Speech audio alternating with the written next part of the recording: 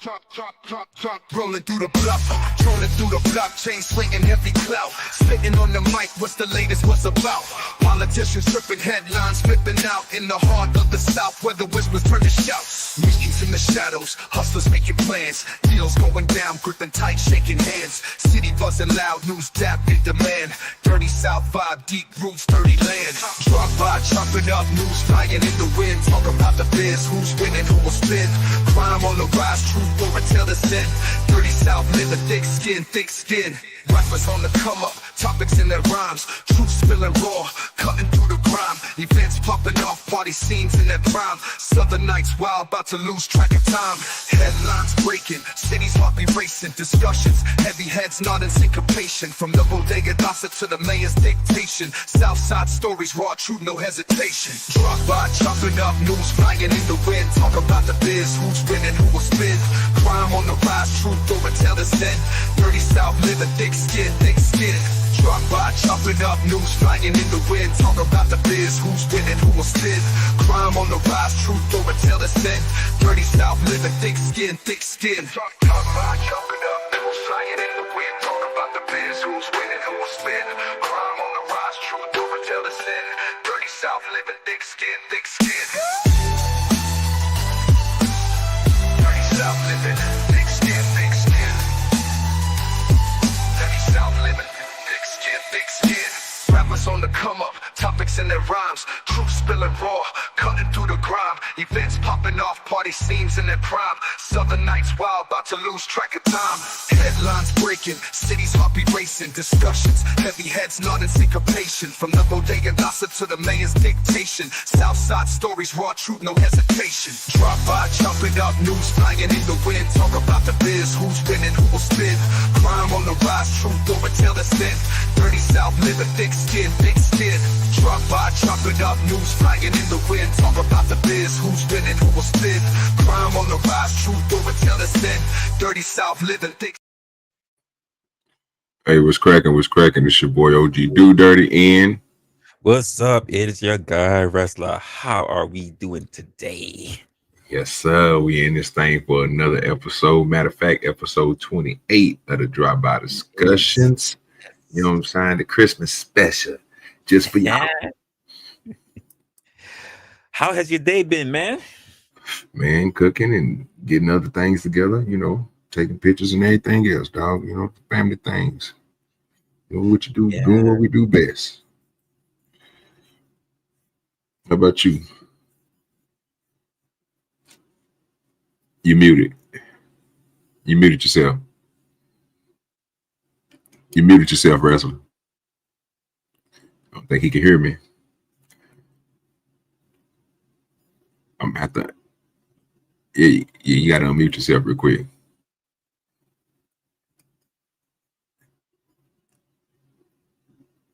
Yeah, you see how we started off today. It's a little bit of technical problems, you know what I'm saying? Even StreamYard was tripping with me. They didn't want me to get the intro off right. But let me go ahead and welcome everybody in here while Wrestler get his microphone together.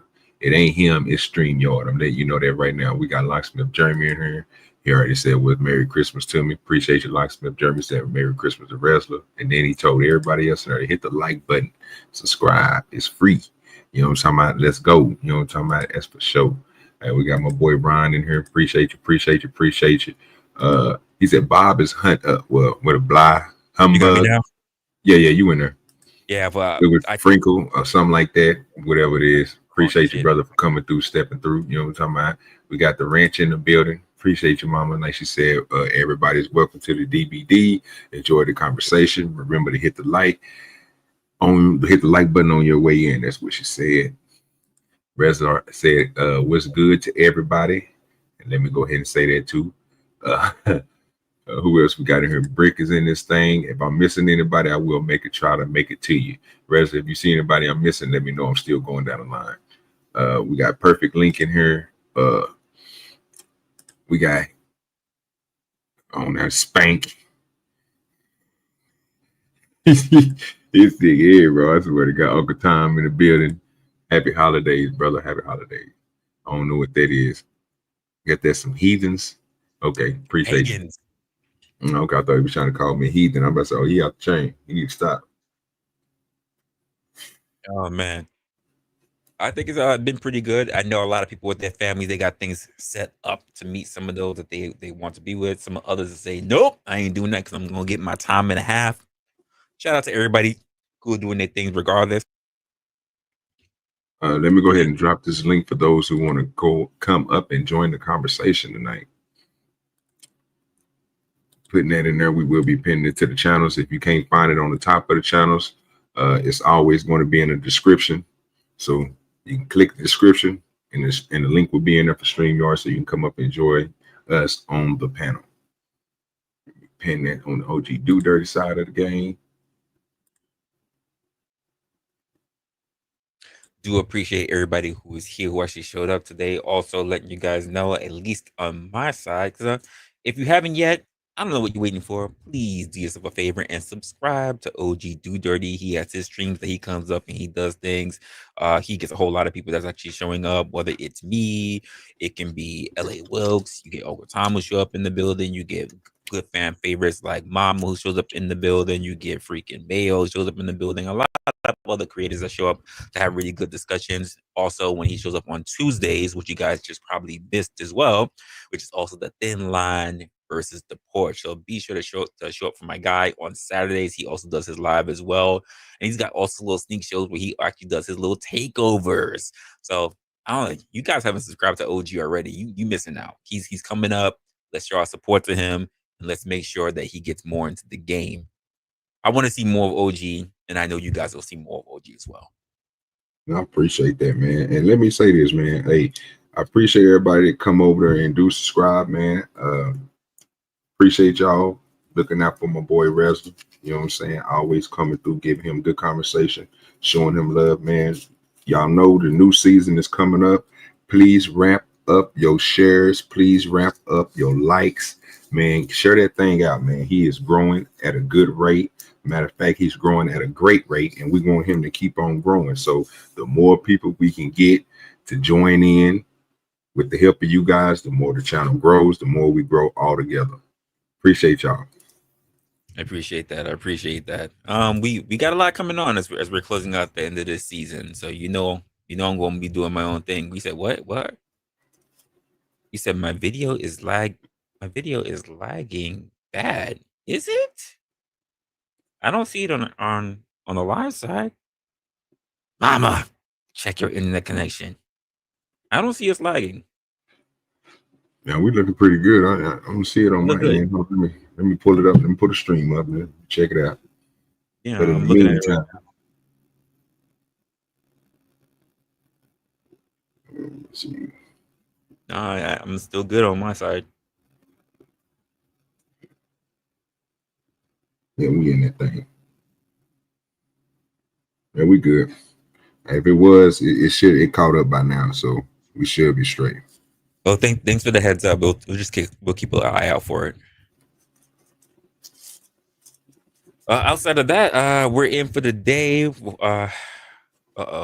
You got anything scheduled for take a look at today, or should we just be perusing about it? But we also got people in the background. Go ahead and bring Simon on up. Go and bring the man on up. What's good? Merry Christmas, my guy. From the other side of the pond. What's good, Simon? What's good with you, Simon? Ho, niggas.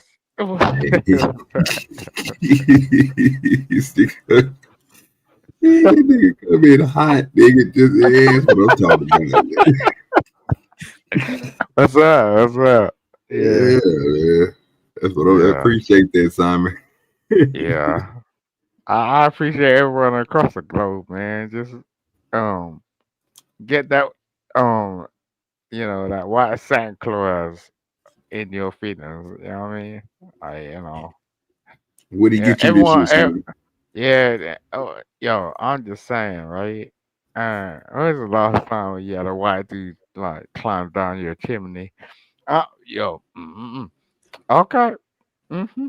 Let's go. What Santa give you? Did Santa give you this a blessed He white gave me some medium knickers. big booty? He gave me some knickers, right? Not niggers, knickers. You know what I'm saying? So he You gave know, you a white Nubian, a white no, big booty it Nubian. is some panties and some shit. Uh, That's what uh, I was in my wait, you inboxes. because So yeah, I'm trying to get clarity. You keep saying knickers, and I know what that means. knickers, I'm no trying to make sure that you're not out there wearing female knickers. I'm just N-I. You know what I mean? I said knickers. I said that.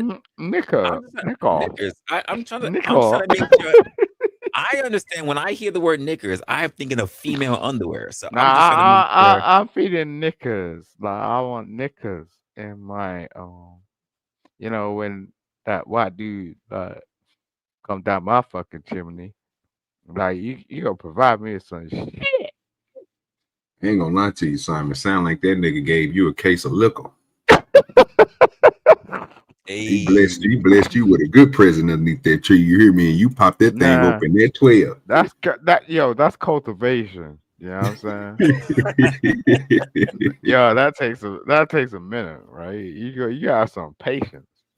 You know what I shit. mean? Mm-hmm. I think it'll be a pretty good time. Go ahead and Mm-hmm. use that. Sit under there, watch whatever your kids got doing, or you got other people. Just sit there, you just sip your shit, and you're just like, you know what? Now I'm thinking about it right now. Mm, I fucked up the mm. I fucked up the end of this year. You know what I have not touched this year? Cider. I'm just I realizing think I have what you not ain't had no touched is cider. pussy, bitch. Look what? I have not touched any cider this year. I'm slipping. When's the last time you touched pussy? We touch what? Pussy. Let's see. Last 2 nights ago. Man, 2 nights ago, play sir. that, nigga. I'm like 4 hours in. Well, I can literally say I've been working. I I've love been working. I've been doing my mean things that for much myself. to us. Does it mean that much to us though? Well, you Like as asked. men. I mean, You asked. you was out of You there. I don't asked, know, like nigga. I You I You asked, was fuck out of pussy there. all day long. I'm You just saying, asked. like I'm just saying. You asked. It That nigga doesn't mean sound that much crazy. though. Does it mean that much? You don't say it don't mean that much if you ask the question. It means something if you gonna ask. Well, I mean, they keep talking about like you need to understand where the clitoris is, right, and all that shit. No, ain't nobody said that. Just you. Ain't nobody else said that. No, they do all day long. Like, ooh, you need to Who's know where the they? They know clitoris is. who's they. You Ain't know, nobody ever you need asked to me know where any the questions clitoris about. is. No one has ever asked me Oh, you need to hit my G spot and all this bullshit. I'm just like, oh, no. Are you still dealing with those topics?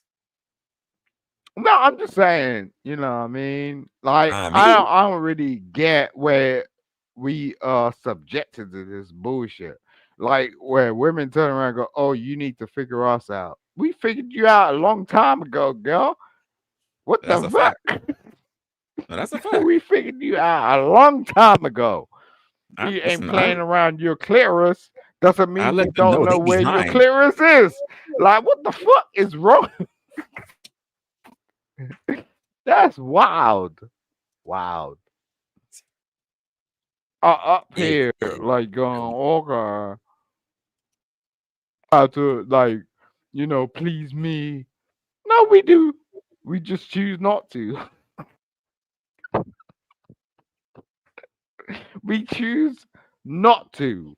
As men, we choose not to. Oh, as I ain't men. trying to please you. I'm literally like waiting for you to go. Okay, get the hell out of my house. Merry Christmas, sir.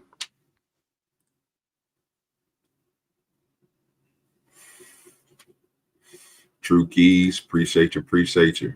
Merry Christmas, Merry Christmas. Merry Christmas, y'all. I was trying to find a it. Merry Christmas drop, but I couldn't find a good one. No, I wasn't gonna make time to even make one. Yeah, I was gonna do one for those who came up on the panel. I dropped a little Merry Christmas, but I couldn't find nothing that was funny or good. What? So, you know one, Simon?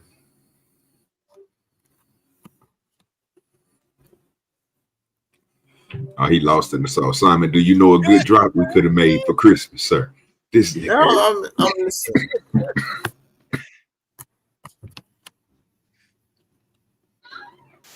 I'm listening. what are you saying? Oh my God. Never I'm just mind, saying. son. Look. We gotta get back to the real. We are men. When these women turn around like say you underperform, you know Wait, what they're doing. how did we get to the women underperform? Well, Wait. first of all, you say we are men, right? So the first and foremost thing is that you understand how much work you put in, right? In terms of performance. Yeah, in our jobs, but I mean in the bedroom. Not just in our jobs. Listen, I'm just gonna go here. Who puts in more work during the bedroom activity? Let's just keep it a buck. Okay. Who puts in more work? The men. So it doesn't matter whether it's work or not, work or play. We put in more work. Oh yeah, but you know, like as men, we're kind of cool with just like ladies just like laying on their back, right? And just Got going, another guest coming to the show. you know what I mean? Like they're just laying on their back. They're like, okay, I'm gonna get it. You know what I'm saying? It's just like, salute to my man Smitty's corner, man. No, sir. Yeah. You prefer them to keep giving you the bare fucking minimum. And by the way, bare minimum is what? The bare minimum. No, wait a second. You gotta speak about what you're talking about. You gotta speak about what you're talking about. You gotta speak about what you're talking about. Wait. Mr. Resto. What's good? Resto, motherfucker, Resto. chest on the building. Salute OGDoDirty. Salute Wrestler. What up, everybody? How y'all doing today? Merry fucking Christmas. He's ready. He got that purge look on him right now.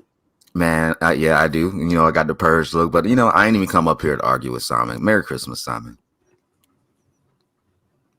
Hey, bitch, nigga. Merry Christmas. Fuck you, nigga. Yeah, that's what I'm talking about. You know what I'm saying? Hey, he ain't gonna say nothing back. This nigga got some white pussy. I ain't got time for you. I ain't got time. You just say suck my pussy. White pussy. You suck on white pussy. I don't have time for you, nigga. Hey, I suck. I don't discriminate. Right. I don't discriminate. Yo, bro. You're I got no problem. You're a pussy bitch. It's all wet on the inside. I got no problem with white pussy. I got no problem with inside. Any of the pussies that I got no problem. Just want to let you know. I came up here trying to be nice and shit. I'm trying to spread some fucking Christmas joy. But he want to be a bitch about it. Because his pussy itchy. Ain't nobody got time for you, Simon. Damn. Oh, yeah. Merry Christmas, Drika. Merry Christmas. What's wrong with you? Bro, what's wrong with you? You ain't that Korean shit. Like, I don't even know. You know what I'm saying? Bro, are you ever not drunk, bro? That nigga spiked the eggnog. Nigga, that nigga don't. I was going I'll be drunk and run up in your house and like get your keys. Ron, nigga. You'll get my keys. See, that's me and you not on the same level. We're not on the same level, bro. I don't even have keys to my house, bro. You got to do a code to get in. What you got there? We're not on the same level, guys. What you got there? What you got? You got a code the same way how I do. Yeah, you ain't on the same level, guys. Resto is like so like. I got that code. My door unlocked and I woke his whole life. Like, goddamn, like what? Why you so crazy? Listen, I got my door set up like an artist. That shit unlocked. I walk bro, why you get so flustered when I give him around, bro? You got a crush on me, bro? You all flustered and shit, all hot and heavy. You chose to marry somebody and you're unhappy, nigga. Who's unhappy? You're locked in. What the fuck? Are you thinking about divorce right now? Are you thinking about divorce? Hell no. Oh, what the fuck? What I'm thinking about right now, is business. You know that Korean lady's gonna take 50% of your shit. Wait, nigga, didn't you get divorced? Simon, keep it a buck. Have you seen Resto's wife? Why would you think he's getting a divorce? Yeah, I know Resto. Me and Resto cool. No, we're not. Friend. Why are you lying? I don't fucking like you. Shut the fuck up, nigga. That nigga claiming people as his friend. This nigga crazy. We are not cool, bro. No, that's the only reason why Resto always like stalking me like a motherfucker. I know Resto's life, bro. No, you don't. Yes, I do. And you're scared. Name 3 things about Resto. That Korean lady is gonna take 50% of your shit. Really? Oh, if you knew, but if you knew my life, you would knew that we already had a prenup. So you won't know, nigga. You know. Real lady. Yeah. Then you get divorced. That's is that the why you biggest project? mistake you had in your life. Just get over it. That's Look, projection. I'll tell you something, right? You are the one that got divorced. Give Simon. it to You her. Give it to her. Now, if I start talking about your wife, you're gonna get mad. Get you're gonna over get mad it, if I nigga. start talking about your wife, right? Get over it. How your wife is Give in a it to fucking her. mental institution, right? Yeah, Because you drove her fucking crazy. Go- Yeah. Get That over bitch it. is a Get over it. 5150. Yeah. She's a 5150. Yeah, And you you- like Yeah. me, right? You know, what about me, right? Resto? She the crazy type and not even the good kind. Mr. Cute dude over here with the fucking mic. Okay, right. How long you been collecting her checks and spending it on beer? Okay, no one's collecting checks if they're in All an right, yeah, no, you want to talk about niggas' wife, niggas Christmas. I'm trying to get in the What's wrong Christmas with you? spirit, Like, nigga. what? What's wrong with you, bitch? What's wrong with your wife? Look, listen, you need Why to you ain't seen your family in 12 years? understand what you're Answer talking that. about, bro. Why you ain't seen your family in 12 Understand years, what you're nigga? talking about. Is that why you drink yourself to death, bitch? Oh, okay. I'm drinking myself to what? Yeah. Why you been stealing her inspired ass medicine? Because That's I'm what I'm fancy. trying to Look, I figure live a out. lavish life. I'm No, fucking you don't. rich, No, you bitch. don't. And yeah, I do. No, you're not. Bitch. Tell them how you're not a lawyer, nigga. You How about you are tell them that? crazy. Like you're just Tell them how like, you don't have money, nigga. You get a check. You get an SSI check, bro. Literally just laid down to this Stupid white bitch. person and was like, "Yeah, I'm gonna do this." Don't you like dudes? Ain't you gender fluid? You like men, bro. You're You not can't your talk to best me, bro. option. You like men. You're That's attracted your to men, best bro. option. Your best option was like, I'm gonna lay down with this white chick. Okay. Your best option is transsexuals, bro. You like being with transsexuals, bro. You like chicks You with actually dick. go on a plane and went and lived in another fucking country. Speaking of plane, can't you not get on planes anymore? Ain't you on that list? I'm like, nigga, you are Ain't you on that list? crazy. You want to tell You people are why you wild left London and in a long crazy. time? Go see your family, nigga. Go see All your right, family, God. nigga. All right, God. You I can't. respect. They don't want to see you. Nobody wants to see you. Nobody wants to be around you. God. You ain't gonna show me with your like purple fucking face bullshit. Like, look, you can't even fucking put your real face up in here. You are a fucking. You want to tell them how you don't pay the electricity bill? You're an anomaly, nigga. You be charging your shit at the library. You be charging your phone at the library. Okay. What? You don't know what the library looks like? What, in Korea? You be stealing niggas' laundry out of laundry. You want to tell them about that? Where's the library? You be sending your dick pictures to transsexuals online. You want to talk about that? Where the library is in Korea, South Korea, North Korea. I'm sure one of the most advanced places don't have a fucking library. You eating potatoes idiot. over there You're like you're actually on dumb. Mars, You're nigga. actually dumb, bro. Nah, bro. I'm cool. You want to tell them how you sexually harass people on Instagram? Right now, like you're struggling. You're supposed to have a wife and you're on the internet, nigga. Like, get the fuck out of here. What nigga, the Christmas over. It's 2:00. I'm waiting on a business call. I came up here to talk to Wrestler for a minute. What? Where's your wife? Where's your wife? Literally downstairs, still opening up presents. Where is your wife, nigga? Where's your wife, nigga? I know where she is. Downstairs. I'll call that facility. I'll call that facility right now. Oh, okay. You ain't got no facility. Your wife over there banging her head against padded walls right now. Yeah, you're paying bills and you're in debt, nigga. I know, like you're like you got a complex, and you're like, oh, me like that, coming through. Talk about my shit. Let's talk about your shit. Let's talk about your shit, Simon. I know, like what? Where's the last time you paid? Where your kids at? When's the last time you paid some shit? When's the last time you paid some shit? I get paid. I don't pay shit. I get paid. Stop playing with me. You talking to the wrong one. No, you don't. You just I don't pay shit. I get paid. And you trying to be slick. Like with your damn you having them special gloves on your wife because she don't want to scratch her eyes out and shit. Like you came up, you're like, oh, I'm the shit.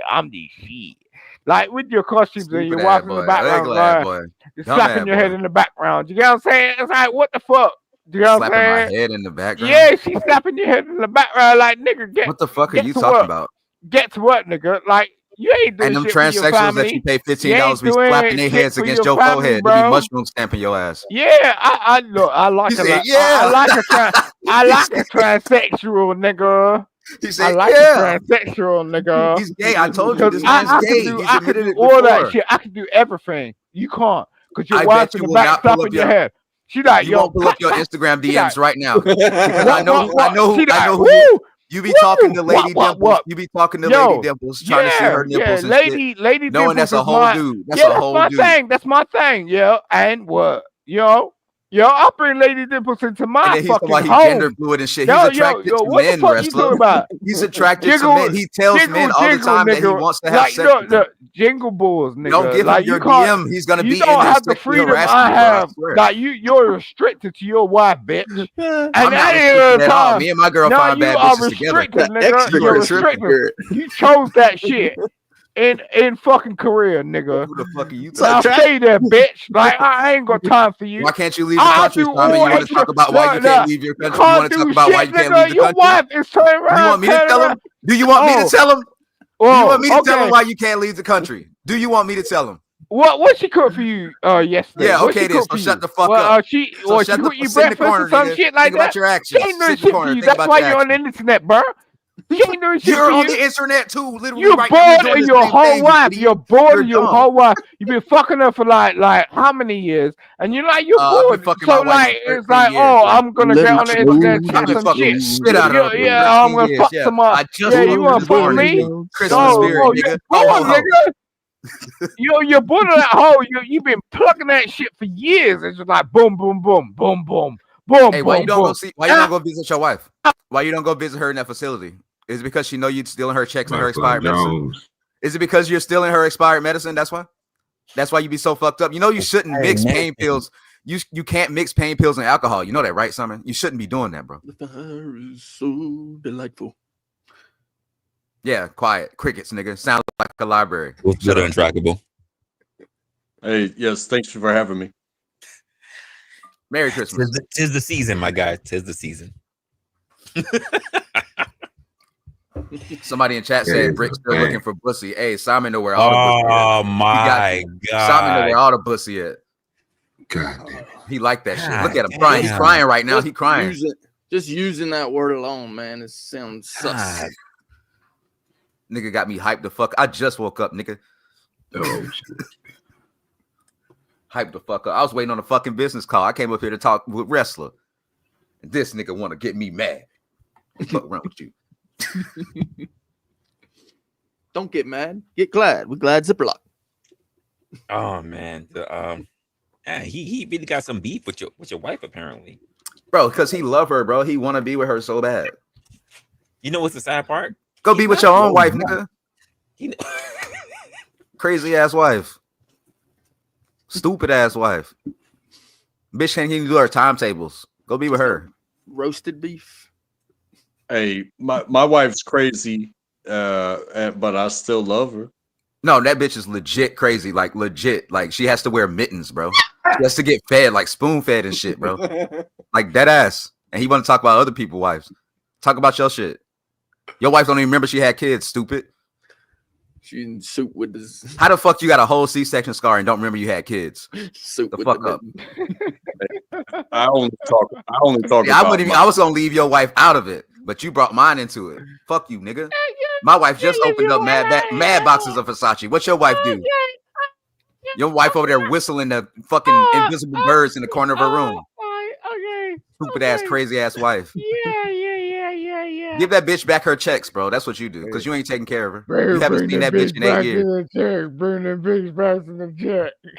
Let it snow. Let it snow. You are stupid, motherfucker. Let it snow. You are your wife eat oatmeal every day. Okay. Like you experienced some shit. You ain't busting out in 2 years, nigga. What the fuck are you talking about? I just fucked 4 hours ago. Yeah, exactly. And that bitch was turning around. You know what? Y'all making me feel away. I don't know what orgasm looks like. I've been busy working hard for this content. Y'all make me feel away. OG say he don't put his in hours ago. Resto say he don't put his. You know what? You know what? Fuck y'all. And I gotta make a gingerbread house right after this, nigga. What you gonna do? Nothing. Absolutely fuck nothing. See out on this panel. This nigga is crazy. You gonna sit on this panel for a second. I will tell you this again. God damn, I control your sleep schedule, Simon. As long as I stay on this panel, you will stay on this panel. You will not leave as long as I'm here. As long as I'm in chat, you will not leave. I control when you go to sleep. I control when you go to sleep, Simon. You ain't shit, nigga. Nah. What? I bet you stay up here as long as I am. I bet you stay up here as long as you won't drop. 3 days to work out your whole fucking persona. You won't drop. Like you come on lives, you're just like, okay, I'm Resto. This is my job. This is literally my job. You know who the fuck you are. Like no one knows who the fuck you are. You're right on time. No one knows who the fuck I am. are, No, bro. you are stupid, Yeah. bro. Bro, you are dumb if you think nobody don't know who the fuck I am. Flashy, You are sort dumb, of like, oh, I'm on What's a good, Zoma? dope. Okay, I do some bro. flashy shit. I swear to God, Oh, let's I'm gonna go to a panel where nobody know either of and us, like, right? la Where we la think, la and I la. promise you, It's like, I got what more the fuck? clout You than you. ain't shit, nigga. I am the clout, nigga. Fuck you thought this You ain't was? shit, nigga. Hey, hold You on. are Hold on. weird. You're weird as a motherfucker, and you're a gay. Hold on. And Cam at up, the end of the Cam up. day, I bet you wearing that Hey, blue bro, you're a hoodie. check Cam up gaming back right in. now. nigga. Like, Cam up what right you now. I do bet is you wearing that blue play hoodie. Cam fucking up. games Cam up, bitch. all day Cam up. long. I bet you wearing that blue Like, hoodie. Don't take it off.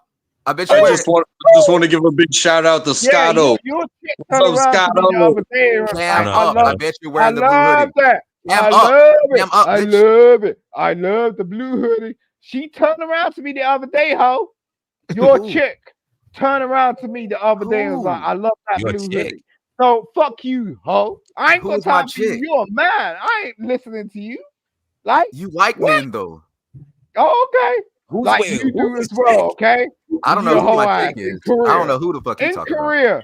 This nigga In like Korea? jumping on some Chinese shit. I don't know what the Chinese shit. fuck he's Chinese doing shit with, in bro. Simon, Korea. what are you Yo, talking You sound bro. dumb about, as Simon? fuck. You sound Yo, stupid. you on Bro, wang what are wang? you talking You about, want me to Simon? speak fucking Korean to you?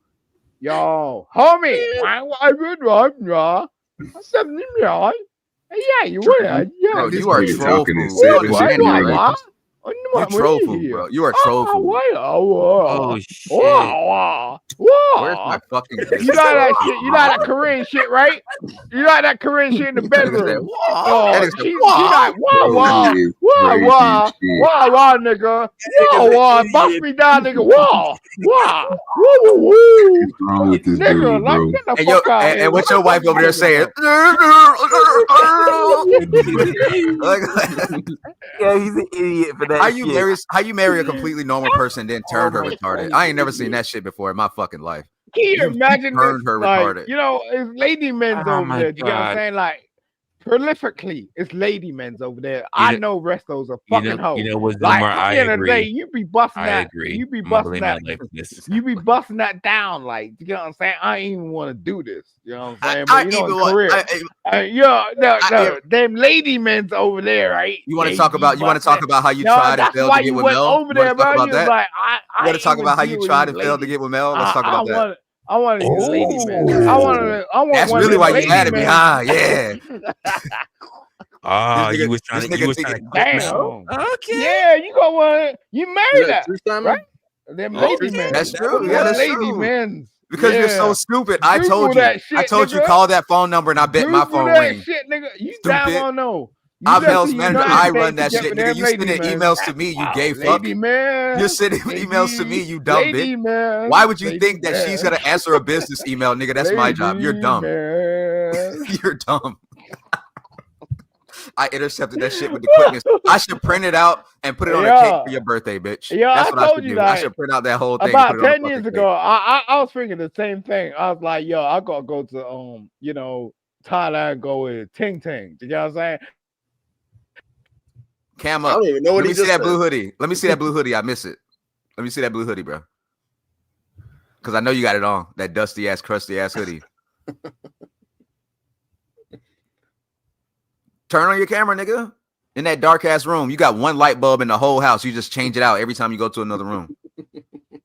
Stupid ass boy. Come on, turn on your fucking camera. That shit ain't even LED. Hey, I only got one light bulb. I was And when like, it yo, goes I was about to go to Thailand and get with some Ting Ting. Yeah, but You he can't did it. leave I was your like, country, yo, bro. You Resto, can't that's leave your why he country, picked bro. You can't leave your country, bro. Is that true? Is Simon? that true? You can't leave your country? Is that true, Simon? You confined to the walls? No, I'm just saying he actually He's did lying. it. He's no, lying. no, nigga, no. You're No, lying, nigga. bro. I'm gonna expose you, bro. All right, I gotta go. Business call. I'll be right back. Got you. Simon, say it ain't so. Are you confined? Are you on a registry? Are you saying you on the no-fly list? Is that what's happening, Simon?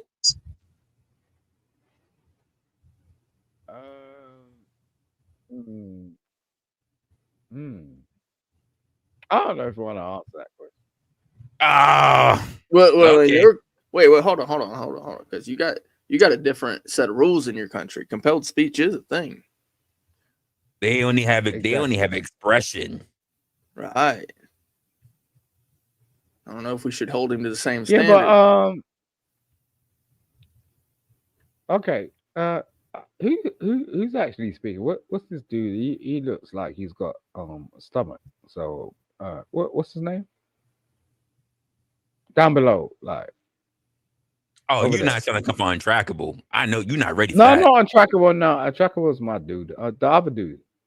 You're my brick? No, the other one, the fat one.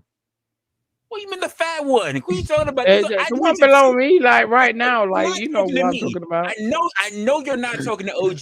There's only two other guys that are up here. Yeah, the dude below, like he's got a beard and shit, like he's got jumper and some shit like that. I don't know what, but he spoke some shit. I don't know. You be drinking so like that, you don't know who on panel? It's fucking like Christmas. There's only two other guys. Come on, let's go. What are we doing? I'm just gonna pull this shit up. Come on. This dude below, I've just been watching him on your last live. He's trying some shit.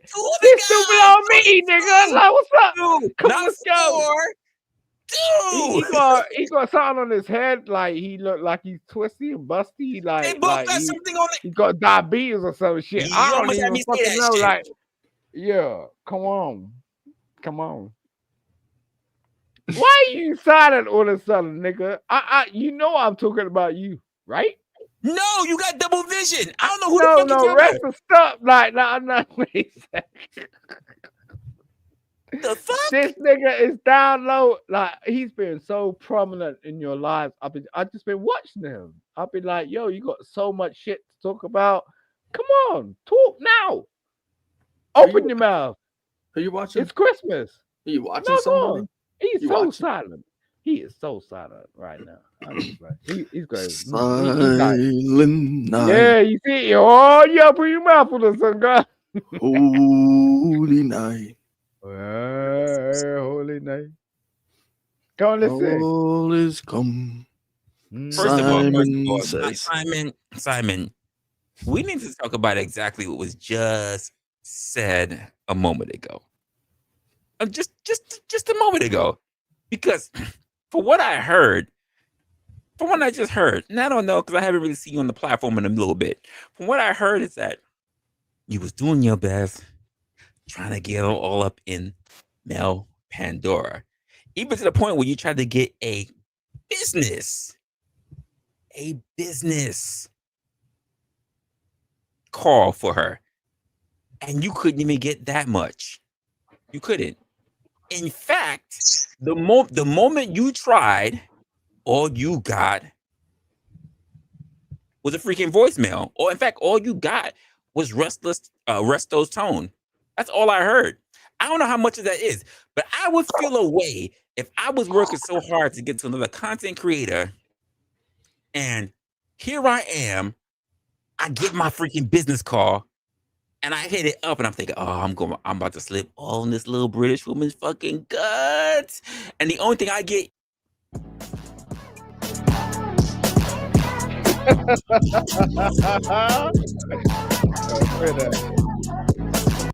that's embarrassing. Damn. You just getting Resto's I don't get embarrassed. I don't get embarrassed. That's embarrassing. You just get Resto's theme no, and you got to that's answer a black him. thing. No, you gotta get over that shit. That's a black thing. White people don't get embarrassed. Okay, like that's a black thing. Like you get in your feelings. Like you nigga, if I thought I could speak to her and I get Resto's theme. For real, like black people are stupid like that. They don't like they are so in their feelings. Like it's like, I'm getting embarrassed. It's like, sir, you was in your feelings. Apparently, I have not seen you up on Mel's panel ever since. Yeah, but I don't go over to Mel's because of Resto. Like every time people be stalking me, you damn well know. Like nigga, you got chased off the panel. You have not been back ever since. No, I like Mel, but you do, but you haven't been there. Why? Because you got chased off the what is this? You got chased off the panel. I don't want to watch it. In fact, I came up afterwards. I know Resto. I'm just saying, like, I don't want to depreciate her thing, right? It ain't about me. You wait. Wait, understand? You didn't come back to our panel out of respect for her. Yeah, exactly. Like it's the same with you. Wait, everybody in the chat. Everybody in the chat. You believe that shit? Ding, ding, ding, ding, you believe that shit? I'm not gonna show up back to a panel because I respect her. After being it's the same with you. Like, is that what we really want us to believe that? Yo, Resto, the first time I stepped on your panel, what happened? Robbie stepped up, right? People be chasing me. Wait, first of all, like, I know people be chasing me. Like, people be testing. They be testing. They be doing that shit. I'm senior. Exactly. I don't want to depreciate your channel. You know what I'm saying? Because I wasn't mentioning Robbie. I mentioned Mel Pandora, sir. Listen, bro. I watched your last one, and it's cool. I really like to hear that shit. You know what I'm saying? I like to hear. I don't like people just coming over here like talking to me. You know what I'm saying? It ain't about me. It's your channel. You know what I mean? Like, what the fuck you coming over here going la la la? You know what I'm saying? It's like, what? That's crazy. I wasn't talking about. I love the deflection, but we weren't talking about my channel. We were talking about why you have not been back to Mel Pandora. No, me and Mel in the same city, so like I don't know, like you internet motherfuckers are different. Like, I know no, motherfucker. My internet works good. In fact, my internet works so good. My internet works so good. I'm in your spaces. That's how good my internet is. I know Mel on a basic premise, like no, apparently you don't, because you only don't know Mel on a basic premise. When you call her number, you get Resto. No, Resto's a bitch. Like he's even like. Oh, you get Resto. You don't even get Mel. You get Resto. Nigga. You like, get someone somewhere else. You don't even get us. So wild. You don't. And here I am in the States. I'm not even near Mel. In fact, you're closer to Mel than I am. In distance, and I still, you know what? And I'm still around Mel a little bit more than you. So what are you talking about? US? Do you know how long it takes from Korea to get to the US? Right? It's not that long. It's not that long. You understand? You understand that I have a better chance of potential of meeting Mel than you do, right? Yeah, of course, but that's nothing to do with it. I already did. There's no, of course. You're closer. Me and Mel cool. Me and Mel cool. Like, you are closer in distance to Mel than I am, and I have a better chance. I already dealt with Mel. Like, you could have a. You know what I'm saying? You're a liar. You're a liar. You're a liar. You haven't dealt with Mel. Okay. Not at all. She's not that type for you. She's not. Yeah, you don't know shit, nigga. No, I do. Like that. I do. You speak like that. I absolutely do. Where you from, bro? Yeah, what are you talking about? Wait, where I'm from, on my fucking neighborhood.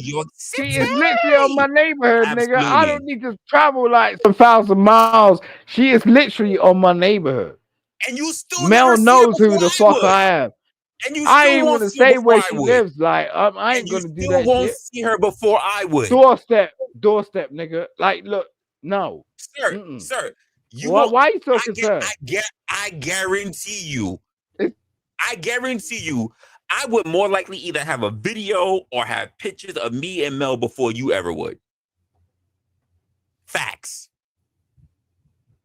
We can call that shit out today on Christmas Day.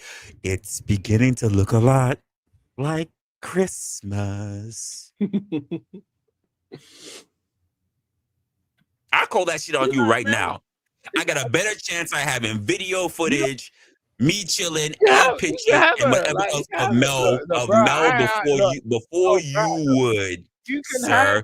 Have her. You want to call that out? You want to call that out as men? You want to call that shit out, sir? Yeah. That's what I thought. That's what I thought. Yeah. That's what I thought. You want to call that out, sir? You want to call that out? Yeah, bruh. Is that what's on the wish list this year? Like it's not even on my wish. It's untrackable. It's not even on my wish list. It's not. It's a matter of rapport. He doesn't have what I have. He don't have what I have. Why are you so uptight about Mel? No, you're upset about Mel. You got mad. You got chased off a platform. You've been chased off. I feel like this is the place you are not ready. Ready for what? White pussy? Say nigga? No sense. Did he say nigga?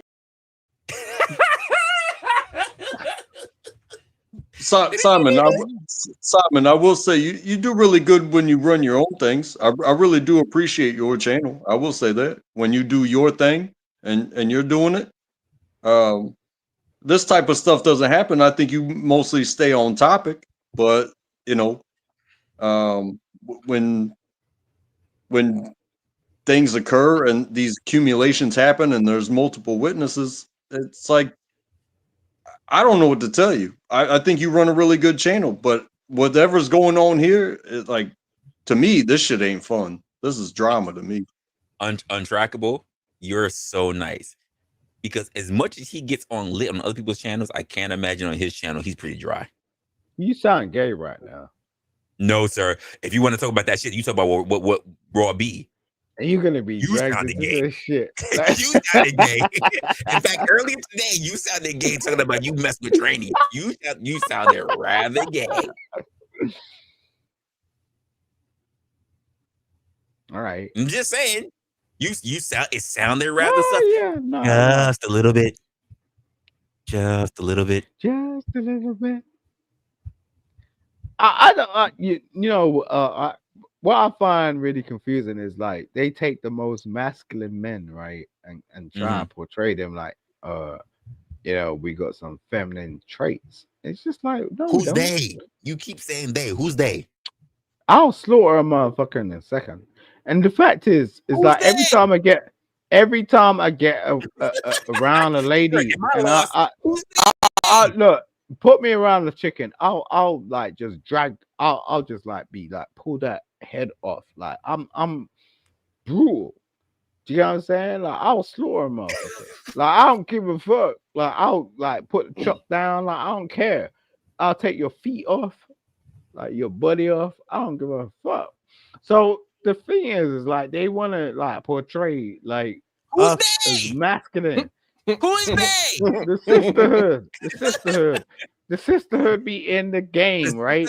I'll slaughter a motherfucker. I'll chop you up like nothing. You know what I'm saying? I'll eat you up as well. I'll make mince meat because I got the equipment, right? So it's just like I'll make a sausage out of you. Like I don't give a fuck about that shit. I'll brutalize you. Like I really don't care. I really don't. You know what I'm saying? Like, how does that work without Second Amendment? These chicks be turning around and be chatting some bullshit. You know what I'm saying? Like, and wait, as much as you say such shit, when you sitting there talking about these chicks, ain't nobody believing you right now. Yeah, of course, because I expect you to be on the list of the indictment as being part of that crew. With all the shit that you say, I expect you to be on the registry for Epstein's Island. Like with the such. Yeah, I'll give you an example though. I'm not even. In fact, I am convinced. I'm convinced that you're one of the people that's employed at Diddy's parties. Yeah, I'll give you an example, right? So when I had my company and stuff, right, I just used to employ chicks. And it wasn't thing. I was just trying to like give them, because like there's a minimum wage thing going on. So I was just like, and they were studying and stuff. And I was by the way, women, he turned around and said that he turned around and said that that's gay. Thank you, Mayo. He turned around, by the way, and just said that he's don't get hurt. Calm down, bro. He's part of the reason. Register what you're saying, bro. He just said that he's part of the reason why you guys have this argument about the gender pay gap, because he literally said he only hires women at minimum wage. Yeah. No, I did that. Want to let you know that. Yeah, he's part of the reason. I have hired women and have paid them well above the minimum wage. He hires women at the minimum wage. Yeah. I just want to let you know, ladies. I just want to let you, women, I am on your side. Just want to let you know, I like you and I want you and I pay you appropriately. I just want to let you know, someone like Simon pays you for the very minimum.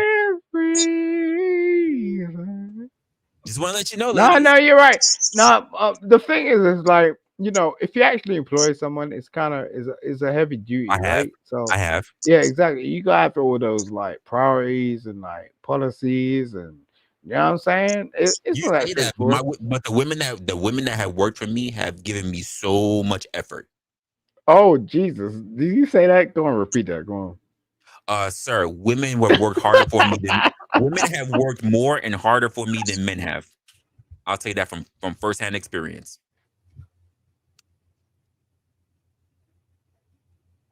Just to keep it in the book. First-hand experience. Yes, firsthand experience. They have worked longer hours and work harder for me to make sure that they get the work done than men have. Yeah, I mean, I wouldn't really employ men around me. I just don't like certain men. It's not about men being around me. If I thought men were capable of putting in the amount of effort to make sure that we were top notch and making sure that we were efficient. Not talking about, this is not a conversation about doing the best job in the quickest amount of time. Just making sure that all the details and the intricacies were there. Women have done that for me. But you know, if you're actually, and without me asking, I have not really been in a position where I had to turn around and beg a woman to do extra time for me in order to make. Of course not. They do that of their own volition. In fact, I have to say, Tina, why are you still here? And she's like, I just need to make sure that this is perfect so we can get it rolled out. And I'm like, don't go too far. No, you're right. No, you know, you're the first person I've actually come across that actually understands this shit. To be real, you know, because, you know, if you've actually had a business and actually understand that employing people, that's what it is. Do you get what I'm saying? Like, it don't matter if you're male or female. It's just like, you know, the bottom line is you just want people to perform, and you know, you have a business you gotta get on with like that. Now you gotta make some real like tough decisions in terms of like if they ain't showing up, like, and all that sort of shit. The point that I'm making, Simon, is that I pay women accordingly because ladies, I just like you in my service. I love you in my service. Exactly. No, listen, if you're the god, right? Why are you gonna employ men? Look, I'm sorry, okay. Like, in my business, like, yo, I employed females. Like, I employ men do a good job and men work well. I'm not gonna but I also understand that men are very. Men work well, men work fast, men work with quality. But I also understand that wasn't the cause. But I also understand that men are very critical about time. Period. Time. when I tend to run across women are not very critical about time. Men are critical. No, they're not. But that's not the point. It's just like enabling women. You get what I'm saying? Like, we know. Like, I get mad about my child. Like, she does some ditzy shit all day long, and like she ain't even fucking like interacting with teenagers or like adults. You get what I'm saying? She's just a female. She does some ditzy shit. You know what I mean? I have to correct her. And just a female. To a point, like, I'm like, oh, you know, how much can I correct somebody? Do you know what I mean? Has to correct them. You can't correct somebody too much. Like, women are children. That's just you. You can't do shit about it. You know what I'm saying? You gotta accept it. And like, but she's the most beautiful person on earth. Like, my heart goes out. You know, and this is the thing that people try to correct people. You don't want to get in a relationship or some shit like that. And like, the gun dragon was like, no. He ain't buying it. He's not buying what you're selling. He's not, and I'm here with him. I'm with him. There's many things that you guys just said, and it is, you know, talking about male versus female. Well, you know, if you're the male and you're talking about females as employees, but then you're also talking about employer and employee relationships, and you're also talking about on another stream of what is the job that needs to be done, because you know, you look at the things that are out there. Sometimes there's more females doing this job and there's more males doing this job. It doesn't mean that there's not somebody that doesn't necessarily fit the status quo that's going to lean towards this side or that side. You will see women doing some of the toughest jobs right next to 100 men, and she's the only one. You will see dudes that are doing things right next to women in a mostly women-dominated field. But if you look at each of those levels, yeah, if you're a number one and you're the boss, you got to look at all that stuff. But at the same time, as an employee, even if you're a dude, guess what? You may be a dude doing the toughest dude job you'll ever have, but the one that's criticizing you isn't the one that has to do your job, and that may be a female, which means you got to reach deep down inside of yourself and connect how you would talk to your mother, because whether that chick's younger than you or she can't do your job or whatever, you need to find a way to communicate with that person, because if you do it the wrong way, you won't have a job anymore. Here's something that I wish, and I'm gonna be honest with you, because I don't say this too much about those dynamics when I'm dealing with people in different businesses when I have to oversee them. I will say that when it comes to mediation and understanding and getting people on the page, I have to spend more time on women. When it comes to fighting petty shit, I'm not gonna lie, I have to deal with more women. It's not to say the men don't do it. I have to deal with more, majority of the time, more women. When it comes to dedication, I'm not gonna lie, I have to deal with more men. When it comes to learning how to negotiate, I have to deal with more women. When I have to deal with people who complain Why the do you most, say that though? I when I have mean, to deal with people who complain the most, believe it or not, it's men. It's men. oh, Because when I tend to run across women who complain, unless I have my open door policy, which tends to be in the most places I'm at, women will complain to me or they'll complain outside of the job. When men complain, they complain to everybody who's willing to listen. And it sounds nasty to say that. That means I hear it from the women, I hear it from the men, I hear it from HR, I hear it from random coworkers that's not even a part of the department. I hear it everywhere. Because when men are frustrated, they let everybody know that they're unhappy. They're men disgruntled. don't really have people to speak to. Like, no, they do. They do. Yeah. They do. No, They do. Or give me an example. First of all, if a man have a woman in his life, he's got someone he can speak to. If a man has boys, if he has a wolf pack, a circle around him, he has someone he can speak to. If a man who has a manager about something that he's pissed about, has someone he can speak to, so long as that don't mean nothing to nobody. So long as he understands how to communicate. The problem that I run across for a lot of men is that they do not know how to communicate. Instead, they have this attitude in their mind that believes that however I talk, because I'm real, people just need to accept it. That's not the way how the world works, especially in a corporate setting. You being out in the real world is one thing. When you're in a corporate setting that has to acquiesce to everyone's behavior, it doesn't run with the same shit. The world does not revolve around you as an individual, and most of all, the world does not owe you or me understanding. I can't tell you how well I do in business because I have to repeat myself on the very basic thing that people don't want to come to understand. That's it.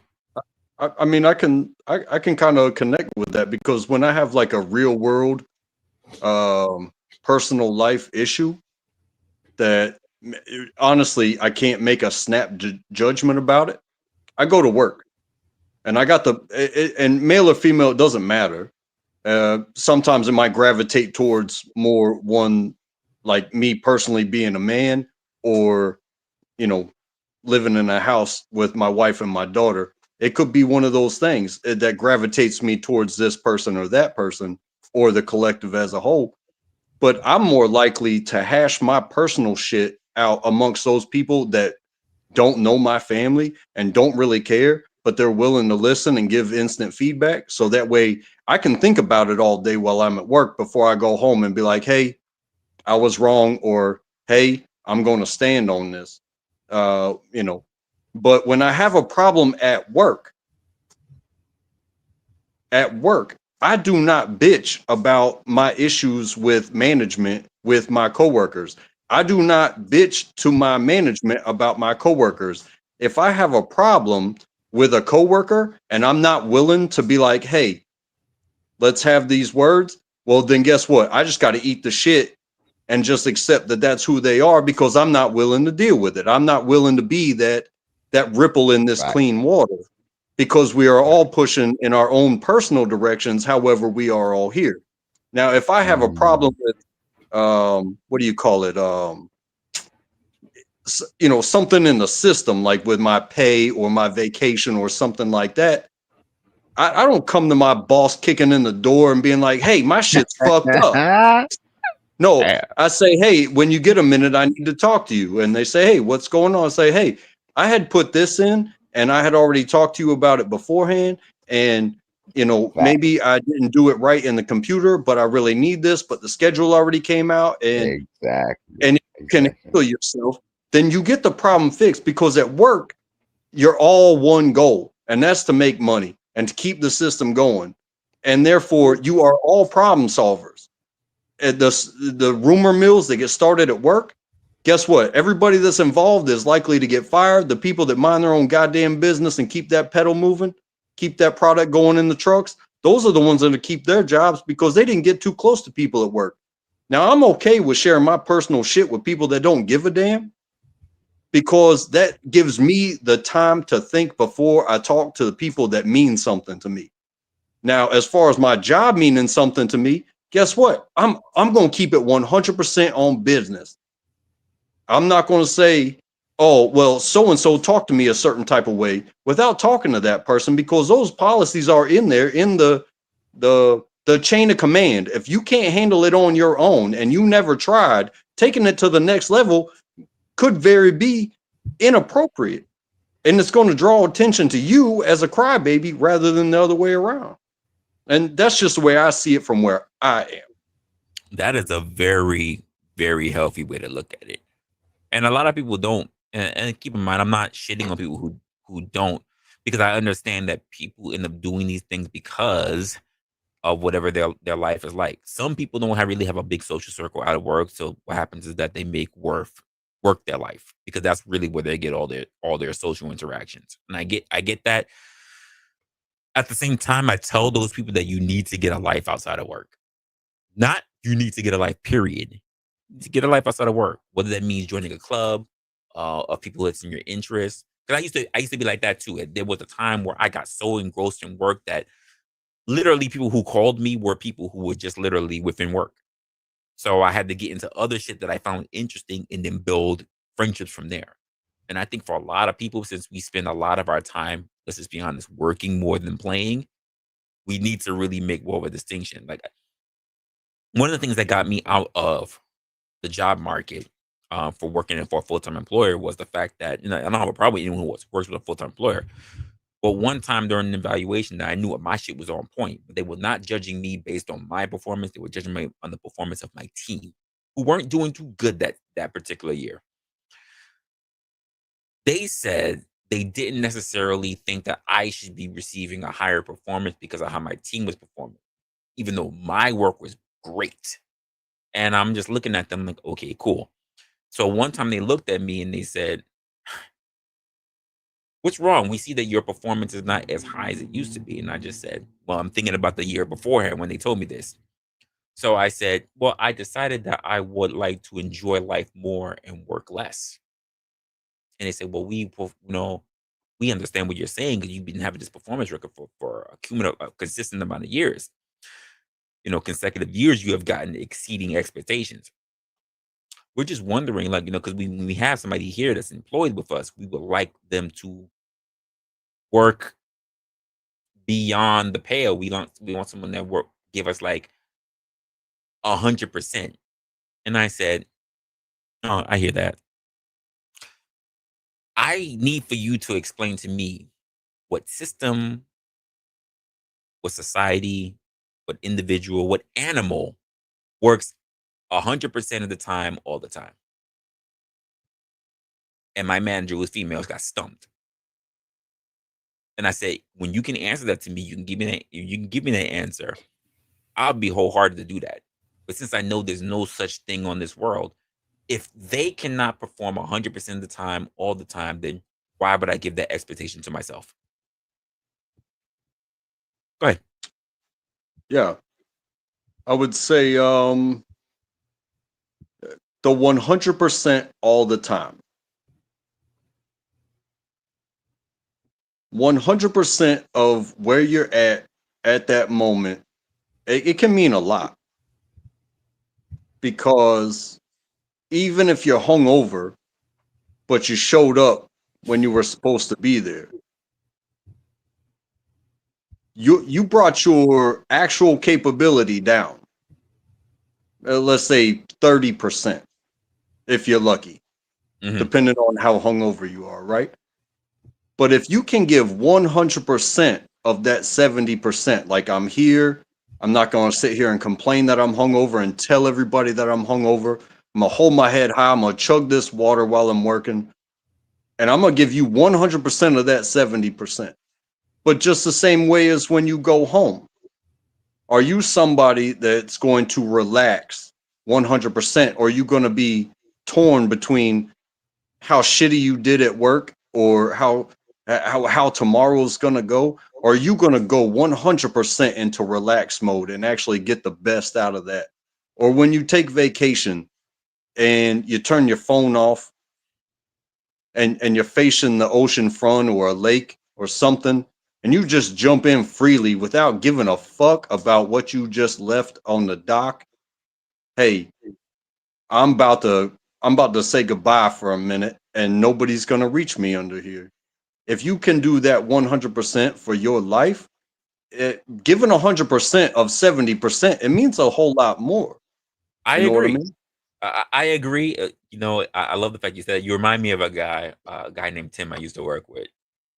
He used to say things just like this. He would have me sitting there, like even at the lunch table, just like thinking about what the fuck, like, you know.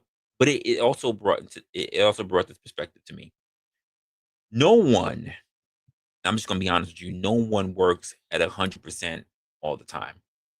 The same way how I say, like, people can work for 16, 12, 8 hours.